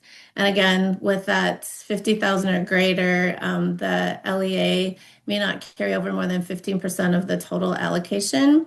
If for some reason that does need to happen, we can grant a waiver, but that waiver can only be applied for every 3 years. And that leads us to equitable participation. So ESEA contains provisions that require an LEA to provide equitable services to private school children attending a private school located within the LEA's boundaries. Those provisions, often referred to as equitable participation, are required under each of the title formula grants, so Title I, II, III, IV. And since independent charter school LEAs do not have geographic boundaries, there's no equitable participation requirements for charter school LEAs. However, you may notice that there's functionality in WISE grants that reference private schools, as this is a requirement that applies to some district LEAs. So again, if you have questions about any of that, please reach out. When you get into the application, there are some you can take reservations, and they can be utilized to provide equitable services by supporting students in non-Title I schools, such as students experiencing homelessness or students in neglected institutions, and as a way to more effectively support multiple Title I schools. So when you enter the application, you for sure have to reserve for homeless students. And then if you have any neglected and delinquent schools within your boundaries, we can talk about that and how you reserve for that as well. The LEA may reserve a portion of its total allocation to fund specific initiatives before distributing per pupil allocations to individual schools. And some reservations may be required. Again, the homeless one is a required reservation. Other reservations are optional and at the discretion of the LEA. So the reservations comes off the top of, again, the top of the allocation before the per pupil allocations are delivered to the schools within the LEA. The required reservations are, again, the homeless is required for all LEAs, and this is used to provide equitable services to students experiencing homelessness at any time during the year.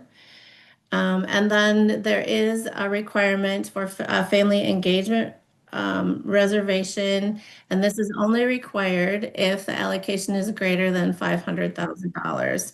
And in that case, the LEA must reserve at least 1% of that allocation for family engagement activities.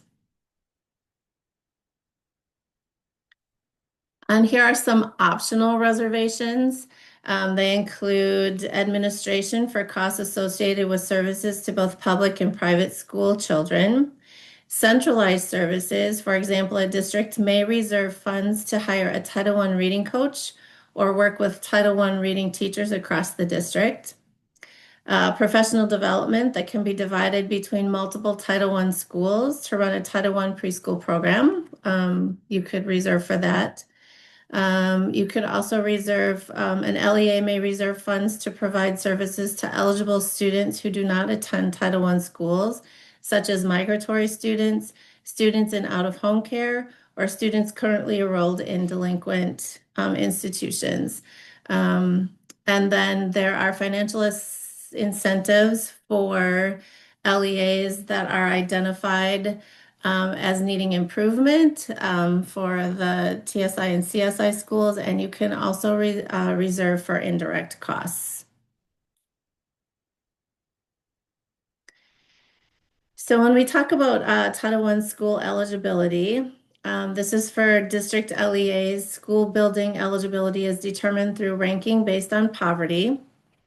For most independent charter school LEAs, which consist of a single school, ranking is considered a formality, and the PPA can determine by dividing the available funds by the low income enrollment.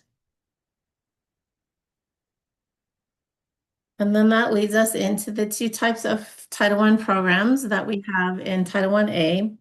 There are two types of programs, and schools may elect to operate as a targeted assistant program or a school-wide program.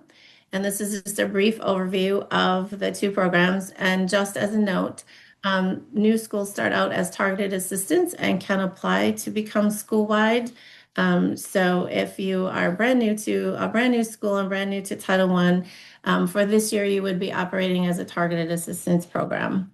The Title I Targeted Assistance Program provides services to a select group of children identified as those with the greatest academic need. The purpose of the Targeted Assistance Program is to use Title I funds to improve the academic achievement of those identified Title I students. The goal of the Targeted Assistance Program is to improve teaching and learning to enable those identified students to meet the challenging state performance standards. A targeted assistance program must include effective methods and strategies and rely on scientific-based research instruction from highly qualified teachers and parental involvement activities. Targeted assistance programs may also include resources necessary to provide a well-rounded education. So you are creating a ranked list of students and serving in rank order in a targeted assistance program. In a school-wide program, the Title I funds are used to implement comprehensive strategies to upgrade the educational program in the whole school to increase the academic proficiency of all students. Title I schools start as targeted assistance programs and must apply to operate their school as a school-wide program. Once a school is an approved school-wide program, it remains a school-wide program, and you don't go back to becoming a targeted assistance program. The emphasis of a school-wide program is to serve all students by improving structures that support student learning and combining resources to achieve a common goal. School-wide programs allow for staff and stakeholders in schools, the ability to redesign their programs to meet the needs of all children so that every student is able to succeed. So again, the basic difference between these two programs is targeted assistance. You are serving children in rank order, and in a school-wide program, you are serving all students. So, who are the Title I eligible students, you may ask? In a targeted assistance program, Title I students are identified through a multi-step process. Schools must first use multiple academic measures to identify eligible students and then rank and serve the students according to academic need. Students do not have to be from low-income families to receive services.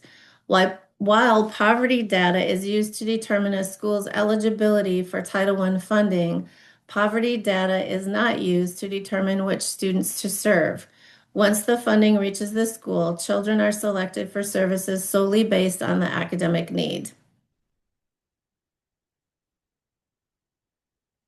In a school-wide program, all students are Title I students and are part of the Title I program. All staff at the school are also Title I staff. And as you might have guessed, all families are Title I families. In other words, the comprehensive program should aim to meet the needs of all students, staff, and families.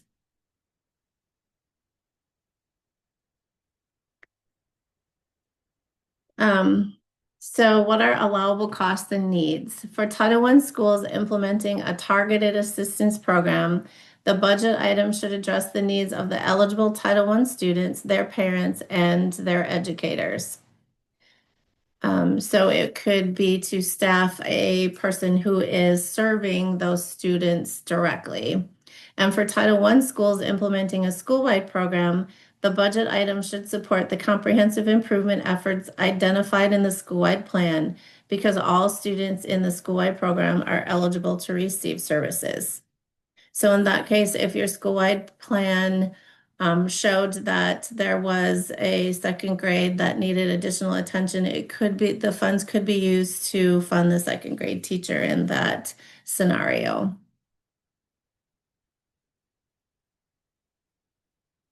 This is one of the biggest questions we get is allowable, is it allowable costs? It's the most common asked question of LEAs and DPI. And the answer is it depends. So let's talk about why it depends. So how should the LEA determine if a cost is allowable under Title I? Is the proposed budget item addressing the needs of Title I students? Does the cost adhere to the Uniform Grant Guidance, EDGAR, and LEA policies? And there's a checklist here. Each LEA is required to have written procedures to determine allowability of costs. And those procedures should include a step for the LEAs to ensure that the school received its full share of state and local funds. When that is confirmed, the LEA needs to make sure the proposed budget item is addressing the needs of Title I students. Additionally, like all budget items charged to any federal grant, the cost must be reasonable and necessary to meet the purpose of Title I. And I can click on this so that you can see. This is a nice little one-pager. And it also has the woofer codes with it. That helps you determine allowable costs. Is it necessary? Is it reasonable? Is it conforming to limitations or exclusions? Is it consistent with the policies and procedures that you have written into your own, the written procedures in your own LEA? Is it accorded consistent treatment? Allocable, determined in accordance with generally accepted accounting principles? Not used for cost sharing or matching requirements, adequately documented, and the biggest one, supplemental. Is it supplemental to your local program?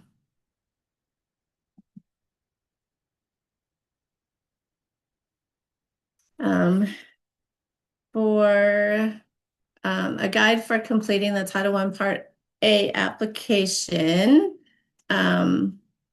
we have a guideline with this. I'll just click on this. It's probably easier to look at it this way. So this is very helpful when you are new to completing the grant in WISE grants for completing the Title I Part A application. There's a table of contents, and a lot of times this all has to happen in order. So you have to confirm that you don't have any private schools. There are assurances and certifications that need to be signed off by the district administrator or the LEA administrator. The centralized enrollment has to be updated, and that is usually the third Friday count. However, you can choose to use any day to count the enrollment as long as it's consistent across all of your schools. And if you're a new school, that may be the option that you need to, or a new LEA, that may need to be the option. Again, you can take account of your total enrollment as long as it's consistent across all schools. And then it talks about all of these have to be completed before you can actually get into the application and start planning your budget. And this is such a handy guide. So if you have any questions about this, a lot of times when I was first starting out assisting new people that were in charge of the Title I grant, we had this right next to us while we were filling it out because it has screenshots to let you know. So very helpful guide.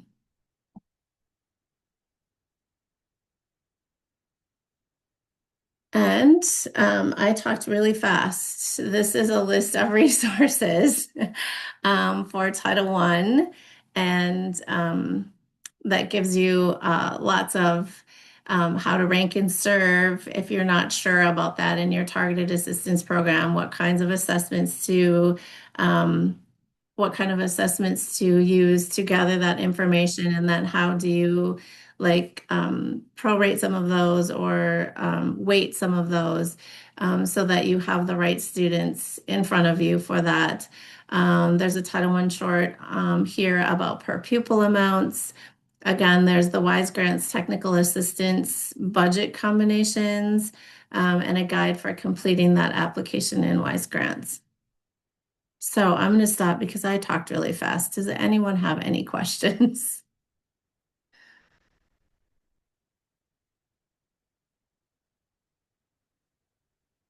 And then I can send this to this presentation to Sarah? Do I send it to you And or Alex. Yeah, I'll send it to Alex. Yeah. And Alex, maybe you can share it with those who are participating so that they can get into the links when they need them. Absolutely. We will collect everyone's presentations and share them out in a batch for folks on the call or for Perfect. everyone. Okay. Again, my name is Chris Rangel, and I am the I'm the Title I consultant that works with the charter schools. So if you have any questions or, this was a lot to process. If something comes up later, please feel free to reach out to me or Alex. He can get a hold of me. But I'll just wait for a second and see if there's any questions. I, again, went through that really fast because it's like second nature for me, and I'm sure brand new for a lot of you. Plus, you've had a lot of information.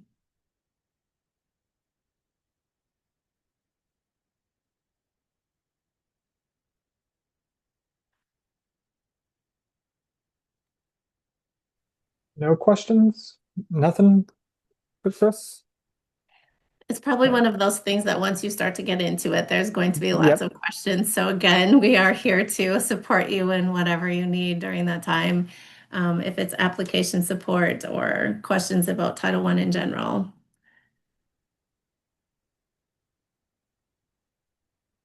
Okay.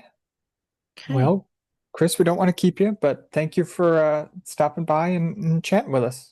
Sure thing. If anything comes up, I'm on speed dial. Yes, ma'am. Okay. Have a good rest of your day. You too. I will stop sharing and head out. Thank you.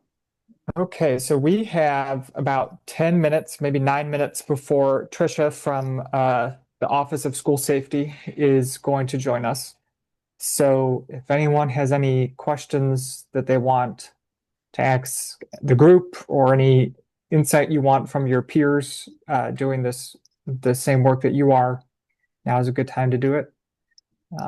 Also, if you didn't get to do everything you wanted to do on your 10-minute break the last time, now you got 9 minutes to finish that up, refresh your coffee, whatever the case might be. I'm going to pause.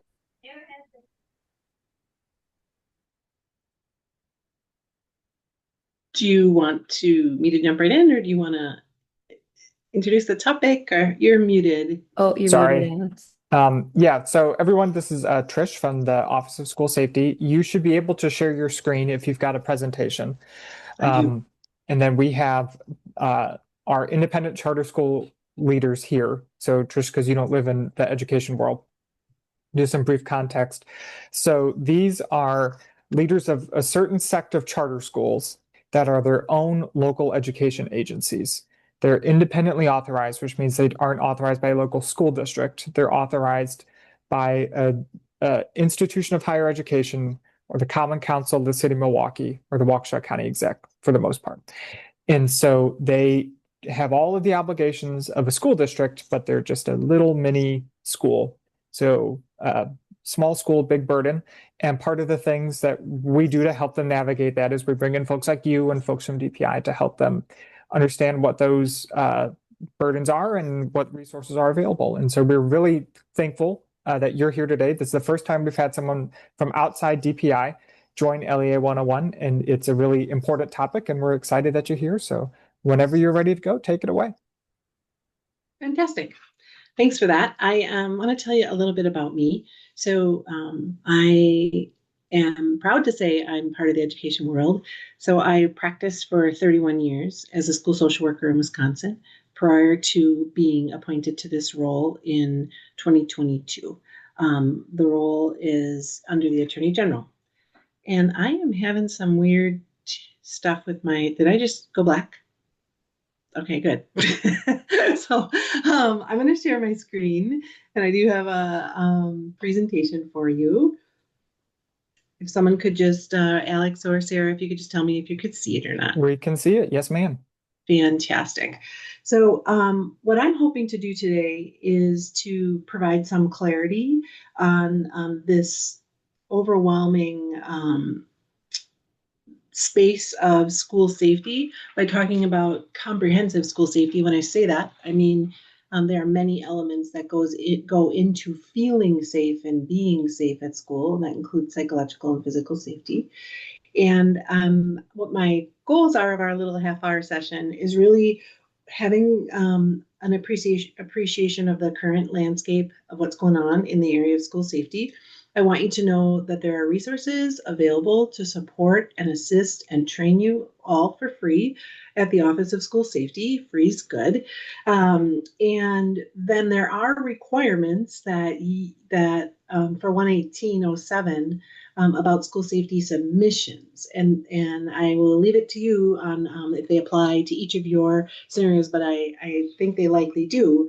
The statute reads that, each school board or the governing body of each private school.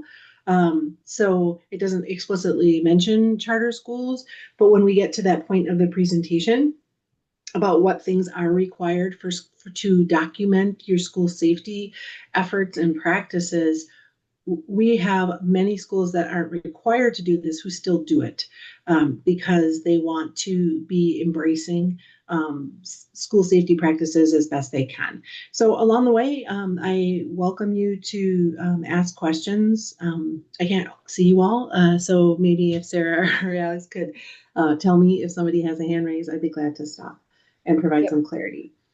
In terms of what's going on with the threat landscape right now, I bet you are very aware of some of the things that are happening in the realm of school safety. Sadly, we've had some tragedies here in Wisconsin, some school violence events that have impacted our communities, and we have other situations that are happening on a micro level or on a daily level that make kids feel unsafe at schools. One of the things that we also see is this is paired with these trends in our social media and online space where students are engaging in conversations, often dark conversations, and there are other trends happening nationally where students who are vulnerable are finding an echo chamber of space where they can espouse hate and destructive practices and find some support for that. So that gets really tricky and hard, and we want you to know that we have some practice recommendations and some training and services for you. But the other piece that's part of this current threat landscape is this business of school safety. And sometimes it feels like vendors and parents and community members are approaching us from that space. Like, you have to buy this latest gadget, or why don't we have this, or why don't we have that? Or I heard in the Appalachia shooting that the teacher was able to put everybody into lockdown, like asking a lot of questions about this technology. I'm glad that we're advancing with school safety technology, but I will tell you that a technological product or an expensive product like this on its own is not what's going to keep everybody safe. I'll share with you a little story that we supported and continued to support the Mount Horeb School District in the aftermath of their situation that they had on May 1st of more than a year ago, where a student brought a weapon on grounds, and there was a concern for safety, and a student did die in that situation. Ended up dying with being shot by police on school grounds near the cafeteria. And when we were helping them process that through our crisis response and recovery services, which I'll explain in a bit, one of the recommendations that I had made to the superintendent was, how can we take information that we learned from this tragedy, and how can we use it to improve? How can we use it as part of our continuous conversation for safety, as opposed to a one-time event? And so I encouraged him to assemble a task force to read the investigative report. The district attorney's office had done a very comprehensive investigative report. Department of Criminal Investigation at DOJ was the lead agency in the investigation, and there was close to an 800-page report that was produced.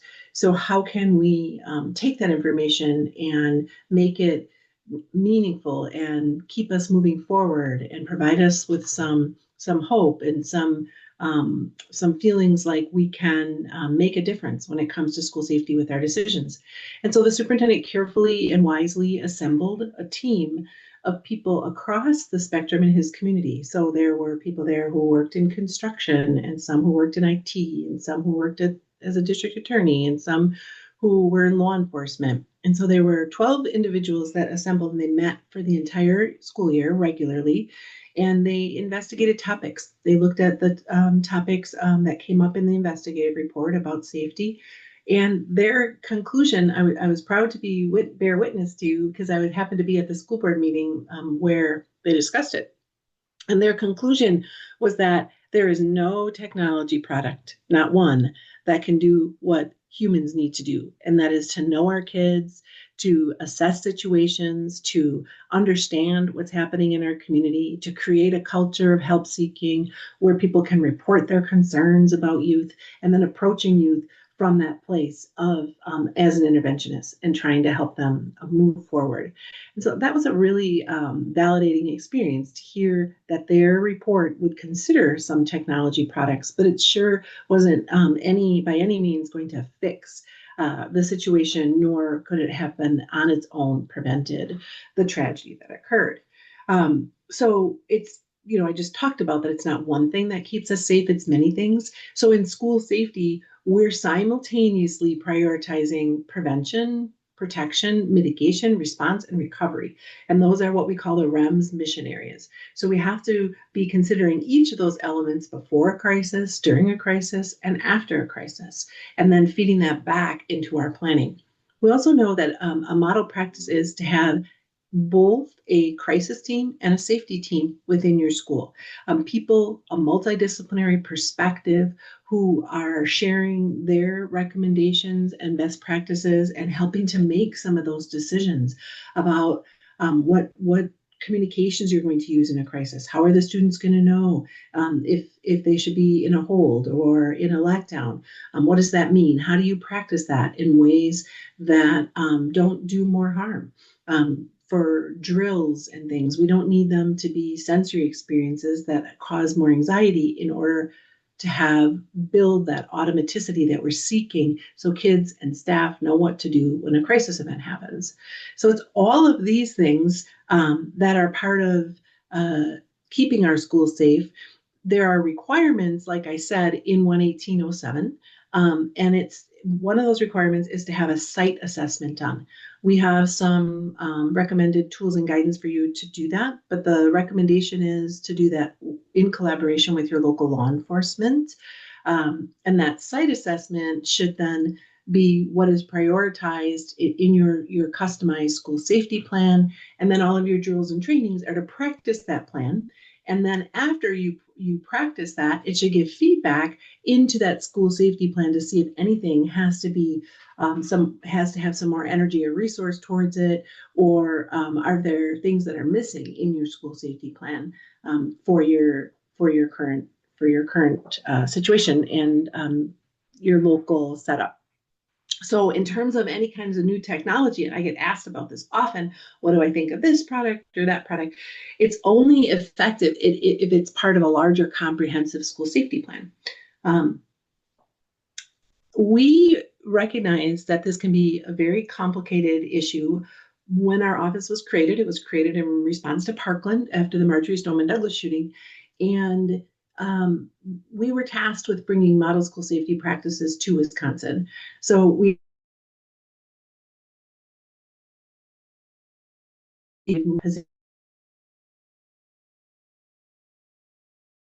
work. The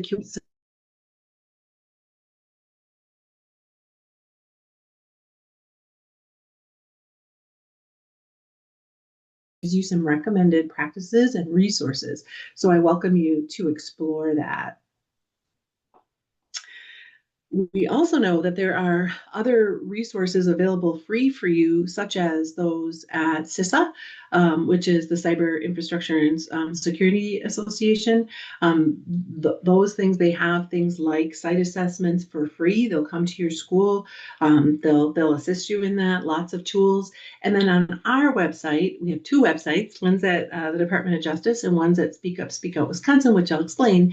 We have loads of resources and trainings and guidance for you for free. So here is the Wisconsin DOJ screenshot of the website.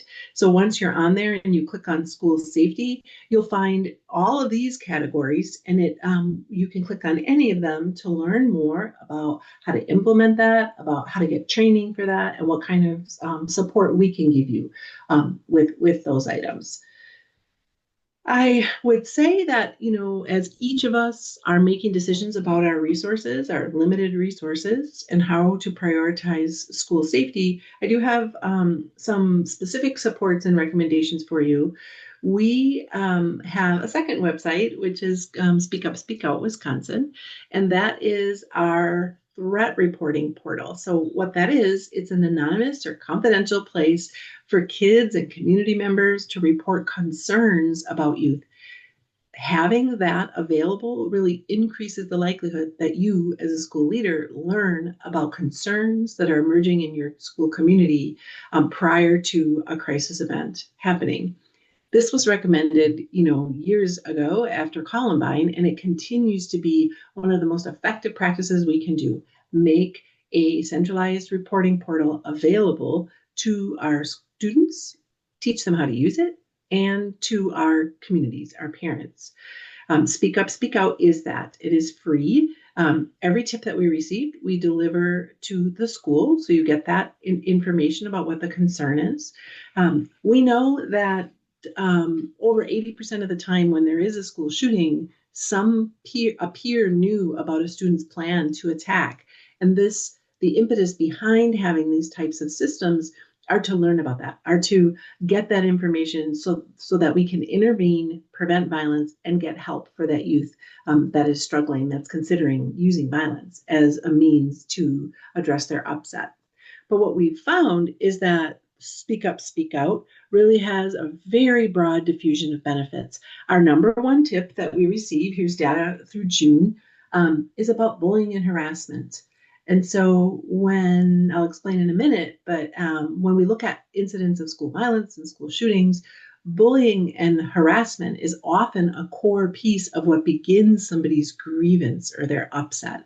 And then they decide to use violence and progress down a pathway of violence, which I'll explain. We also get many concerns brought to us about suicide, about self-harm, as you can see, and about weapons on school grounds. It's a space, it's a space where kids can report that pretty quickly and easily, especially if they've already downloaded on their Chromebook or on their phone the SUSO app and be able to converse with us. We have analysts that are responding in real time who first prioritize validating that youth for coming forward, seeing how that child is and seeing what they need, and then getting that information as effectively as possible to the school. If a criminal event is occurring or a life safety matter where somebody could be harmed, we also contact local law enforcement directly, not wait for you to see that in the middle of the night and then, take that step. So SUSO has been a very effective tool and we continue to improve it. I wanted to explain why it's so important that we are proud of getting those bullying tips. I'm going to share with you what we call a pathway to violence. And this is a model of how we can understand the violence in our schools and how we can prevent planned and predatory violence. So there is a difference between that planned predatory violence, where somebody is going to engage in a school shooting, and an impulsive reactive type of violence. Sometimes kids get mad and they are getting mad in response to something. They get upset, they get bumped in the hall, somebody spills ketchup on their new shirt, whatever it is, and they may emotionally respond in that moment. Sometimes they use threat-based language in that moment. That does not necessarily mean that they pose a larger threat to your school community, nor does it mean that they're planning a school attack. We have to be able to differentiate these things. So planned and predatory violence, all school shootings are planned. They're predatory. They don't just happen. Nobody just snaps and becomes a school shooter. What we see is that it starts with that personal grievance or upset, where they feel like they're being mistreated. They feel like they're being harmed in some way. And then they make a decision to advance to that next step on this pathway, which is ideation. Ideation means that they become overwhelmed with thoughts about wanting to use violence to address their concern. And once they make that decision inside, then they start doing research and planning of other school shootings. They start to prepare for violence, get what they need in terms of weaponry and practice of weapons, costume, all of the things that they do. And then they breach the threshold prior to the attack. So you can see that this model is bidirectional. So a child could start to have those thoughts, and then we could become aware of it through SUSO, through observant staff, through parents, and then we intervene and off-ramp that child. The goal is not to get anyone started with the juvenile justice system. The goal is to provide interventions and prevent a child from progressing down this pathway to violence. So some things about SUSO that are unique is that it's free. There are other products that people can buy to do the same type of thing. But it also is really cool because we get a broad understanding of the totality of the threat landscape across Wisconsin. And sometimes we're able to identify these replicated patterns and provide that to the school, which gives them confidence about making decisions to keep school open. For example, there was something circulated online, and it was like, the kids at I'll just make this up because I don't want to identify it, but like the kids at East High are next. There's going to be a shooting tomorrow. Well, all the schools with East in their name got that in Wisconsin. So then we were able to find the original post, which was a copy of something from Uvalde. It did not originate here in Wisconsin. And we were able to give the schools some confidence that this was likely being done from afar. We are able to obtain IP addresses with reasonable grounds to do so. And we were able to see that this was a threat actor outside of Wisconsin that likely was not coming to harm all the East high schools. And so that was a way that we could be very responsive to our schools and give them the information that they need, because there's risk involved with shutting down school for these types of things. You end up, often the kids feel less safe after that. They're worried that their school is not safe for them to be in. So we have lots of reasons why SUSO is considered a model program in practice across the nation. We are getting other states who are trying to replicate it. And we're really proud of the results. So if you're not launching SUSO yet, you can get a welcome package. You can just use this QR code to put our contact information in your phone. You could email us or call and say you'd like to launch SUSO, and we will give you the materials and the information you need to do so. Covering a lot of ground in short minutes. Before I move on, are there any questions? Don't see any, Sarah? No? Okay. The next thing I wanted to mention to you is about our crisis response and recovery services. I mentioned to you that we supported Mount Horeb after their crisis event, and we continue to support communities across Wisconsin after they experience crisis. We do try to prevent crises. That is our priority, but when they do occur, there is a careful and nuanced approach that must be taken in order to do no harm and restore a sense of safety and get kids back to learning. We respond at any point after a crisis. It doesn't have to be in the immediate part, but as you can see from this graphic, the impact is when a crisis event occurs, and often there's a lot of energy and support and assistance that comes from communities right after a crisis, but that dissipates. And so we have seen that there are discrepancies across our schools in the state, whether that's small schools, large schools, rural schools, urban schools, in what types of resources are available. And we have built 12 critical incident response teams across the state. The participants are volunteers, and they have gone through a week-long academy that I was an instructor for. So we taught them all the Prepare 2 NASP interventions. We taught them about restorative practices. We taught them about reunification, many of the aspects of crisis events that schools need. And then we have a designated crisis response and recovery specialist who is available for consultation and support. And she is very widely used and respected.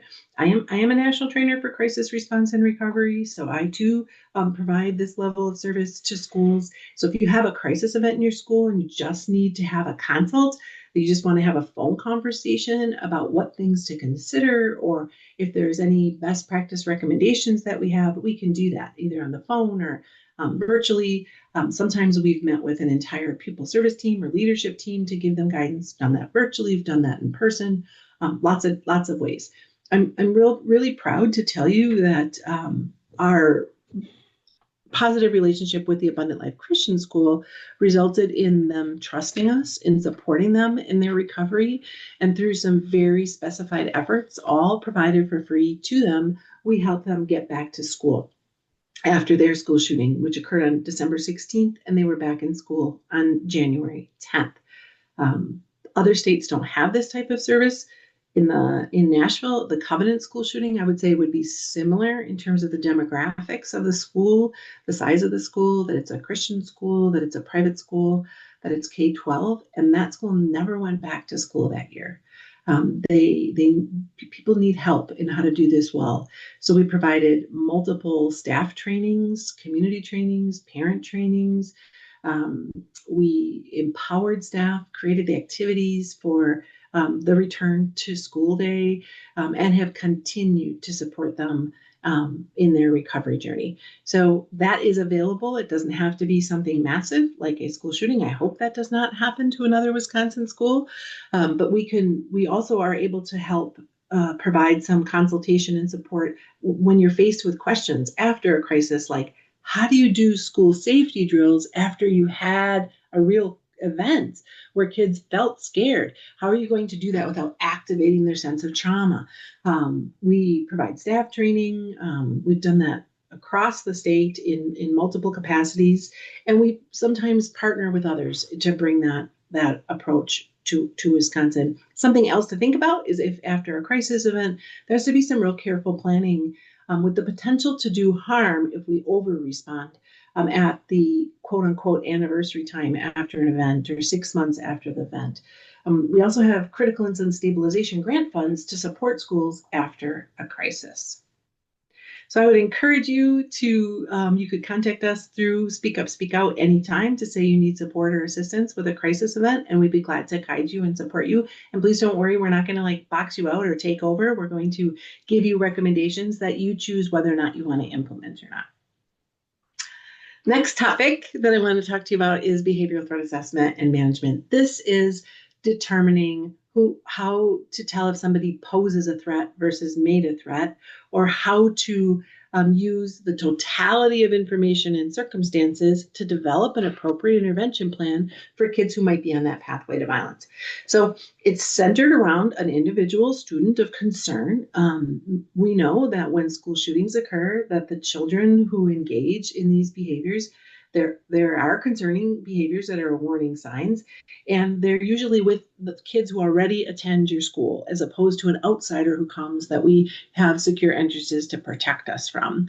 So as you can see in this little graphic, we want to identify what kind of those warning behaviors are of concern, and how do we put that information together? How do we assess that? And then once we figure out what's happening, how do we manage that situation to get the child help, to keep kids safe, and to ongoing make sure that they're continuing to make progress?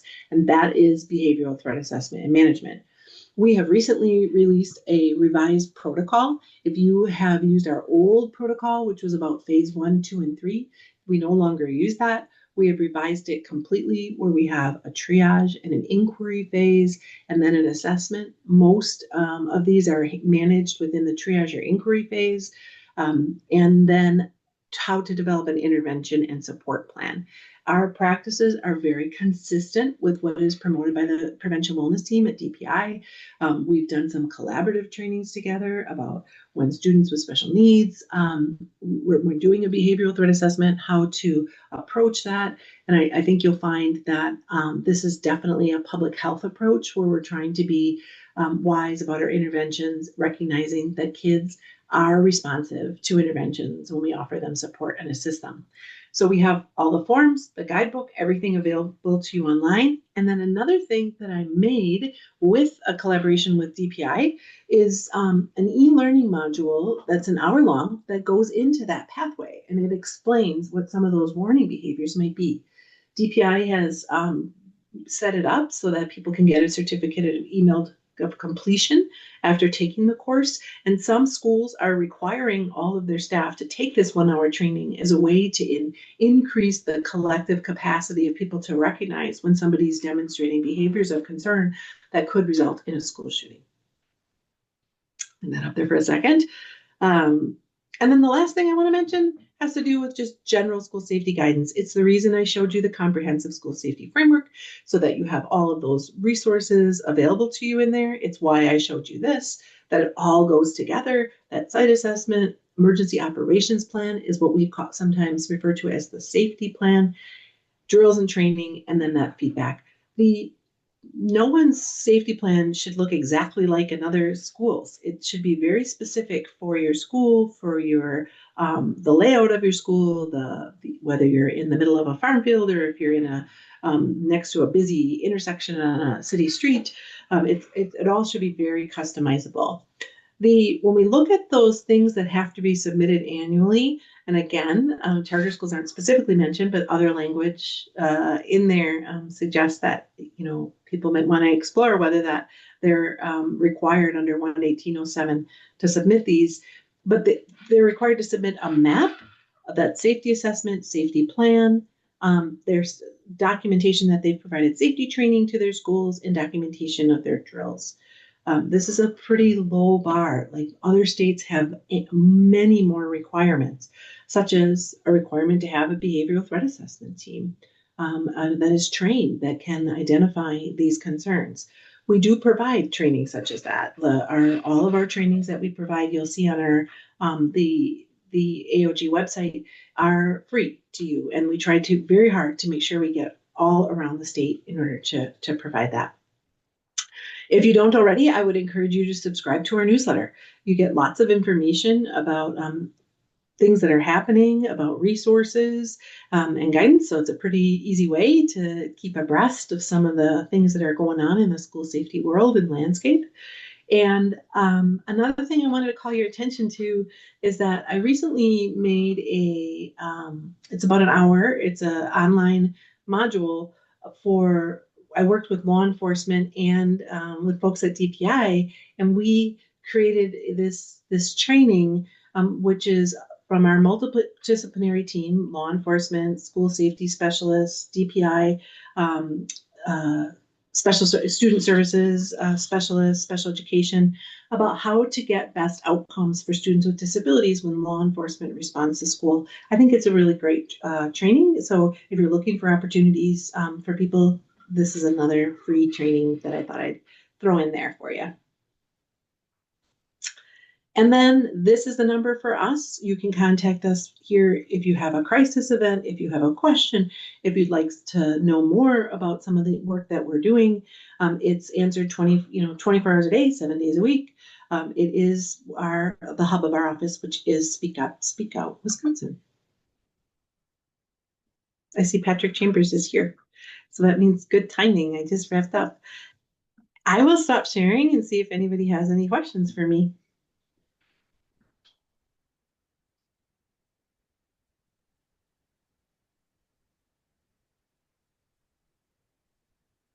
That's great. We at Works we support charters across the state through CISA 9, and we just came out with our facilities guide and safety manual this year and pulled some of the stuff from you, and so I'll stick that in the chat for everybody as well. Excellent. I would like it too. If Yes, you would mind, maybe I would Alex like to connect me. because yeah, it was draft 1, but we're getting okay. there. Yeah. Okay. Awesome. Christian, Trish, do you have a question? Yeah. Yeah, I just wanted to share with you that in the other charter schools, we use speak up, speak out, or speak out, speak up, I always do I that. know what you mean. Yeah. But it's been extraordinarily helpful. So I would strongly encourage any charter schools who haven't used it to use it. It is really, really helpful. And the team, they're responding to any concerns that pop up. It's been great. So thanks for that. Thank you. And thanks for giving us endorsement. I really appreciate it. It's been fabulous. All right. Well, I will leave you to your next speaker, I guess. And I'm grateful to be included, and maybe I'll see you all next year. Yes, ma'am. Thank you, Trish. Appreciate you. Okay, Patrick, are you ready to close us on out? Sure am. Why don't I share my screen unless go for it. You have any? I think I have to be co-host. 1 second here. There you go. Now you should be able to.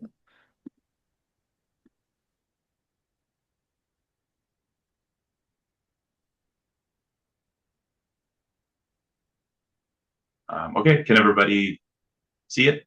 Yes, sir. Great. Awesome. Well, good afternoon, everyone, or almost afternoon. A lot of pressure. I'm closing this out, so I'll do the best that I can. My name is Patrick Chambers. I'm on the accountability team at DPI. You may know me as the report card guy because I'm here to talk with you all about school and district report cards.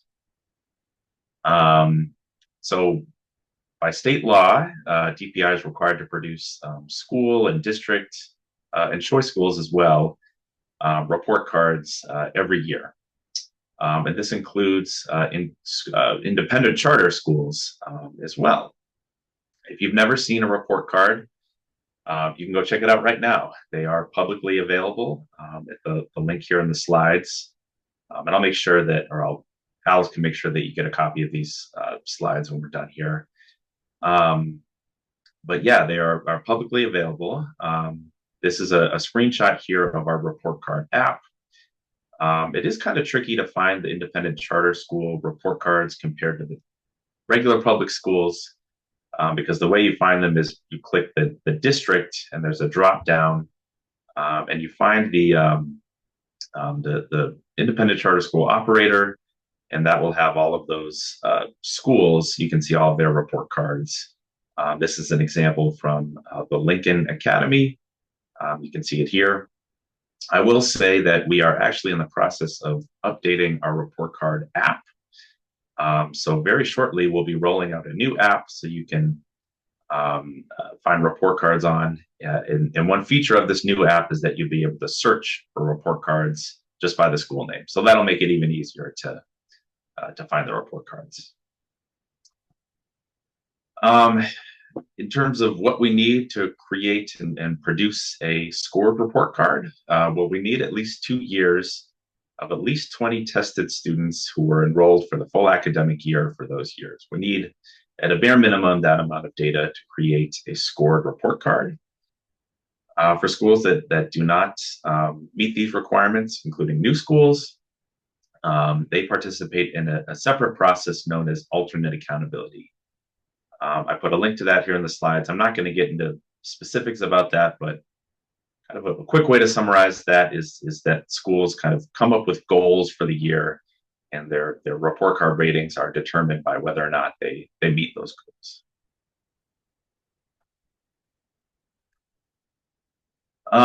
We only have 15 minutes, so I'm going to keep things pretty high level. But this is a report card. This is the front page. This is, again, using that Lincoln Academy as an example. This is their 23-24 public version of their report card. And so just kind of walking through what we see here on the page, there's an overall score and a rating in the middle of the page. You can see information about the school and the student groups within the school towards the top. If you also look in the top right-hand corner, you can see what's called a narrative statement. So schools have the option to submit kind of an elevator pitch, talking about their school on the front page, to let parents and other folks know a little bit more about the school that you can't tell through report card data. This is optional. You don't have to do this, but most schools elect to do so. In terms of where that overall score and rating comes from, it comes from the 4 priority areas found throughout the report card. So this is achievement, growth, target group outcomes, and on track to graduation. For schools that serve grades 9 through 12, there is also course and program participation data within the report card. So things like participation in AP courses, arts and music courses, things like that. It's not on the front page and it doesn't contribute to a score, but for schools serving these grades, you can find that within their report cards.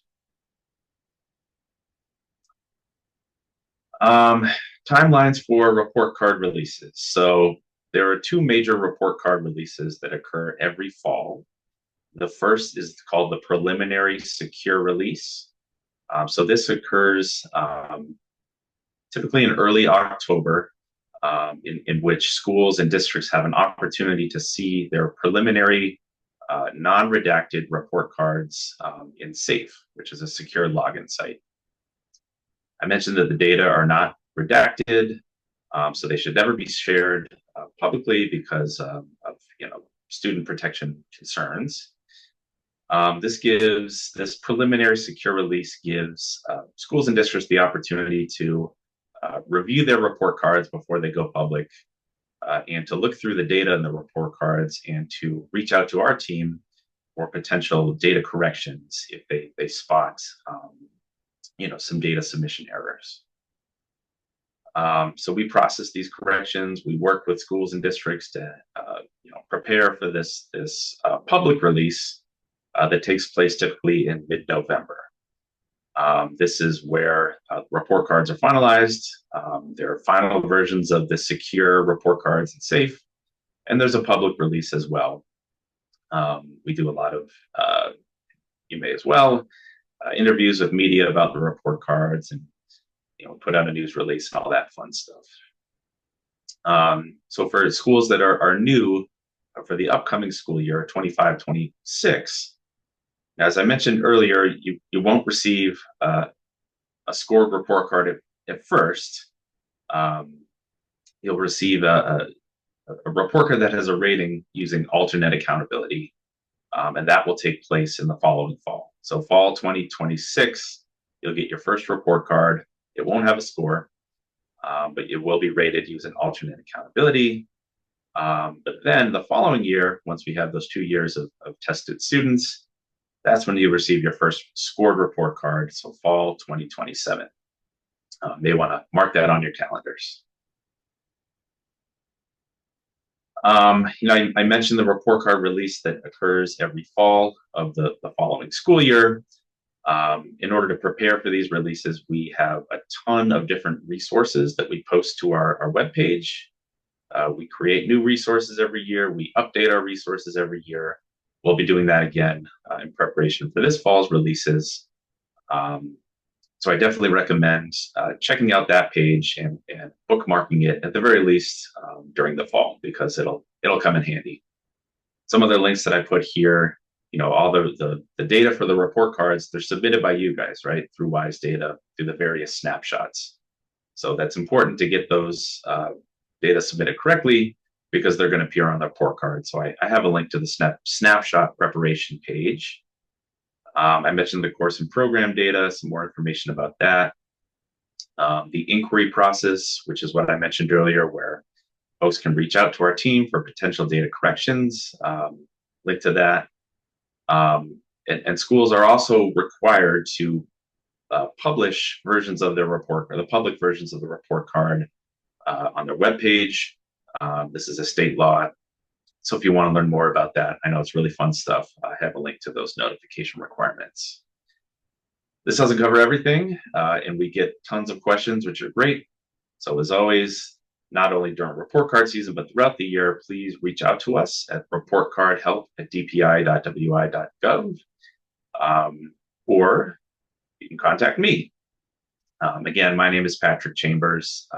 My contact information here is on the slide. If you want to just go above my head and reach out to my bosses, their contact information is here as well. I know I've been talking a lot, but we have about 6 minutes left. So what questions do folks have for me?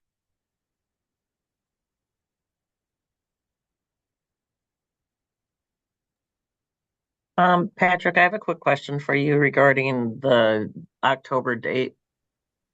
Since the Ford exam was released earlier in DPI, is there any way to get it earlier than that, like in September? Just curious as to the timeline.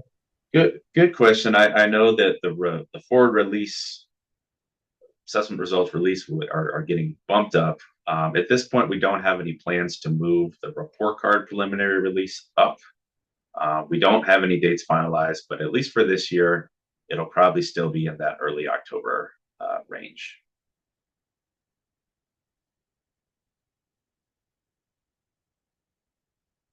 I'll say the earlier the better for me as well. Just kind of makes my life easier too. But for now, yeah, probably similar timeline to last year.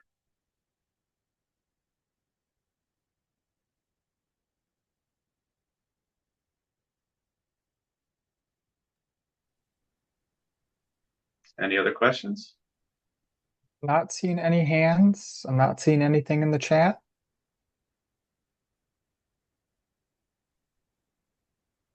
I've never been good at wait time. I was never a teacher, so I'm gonna do going once, going twice. Any questions for Patrick?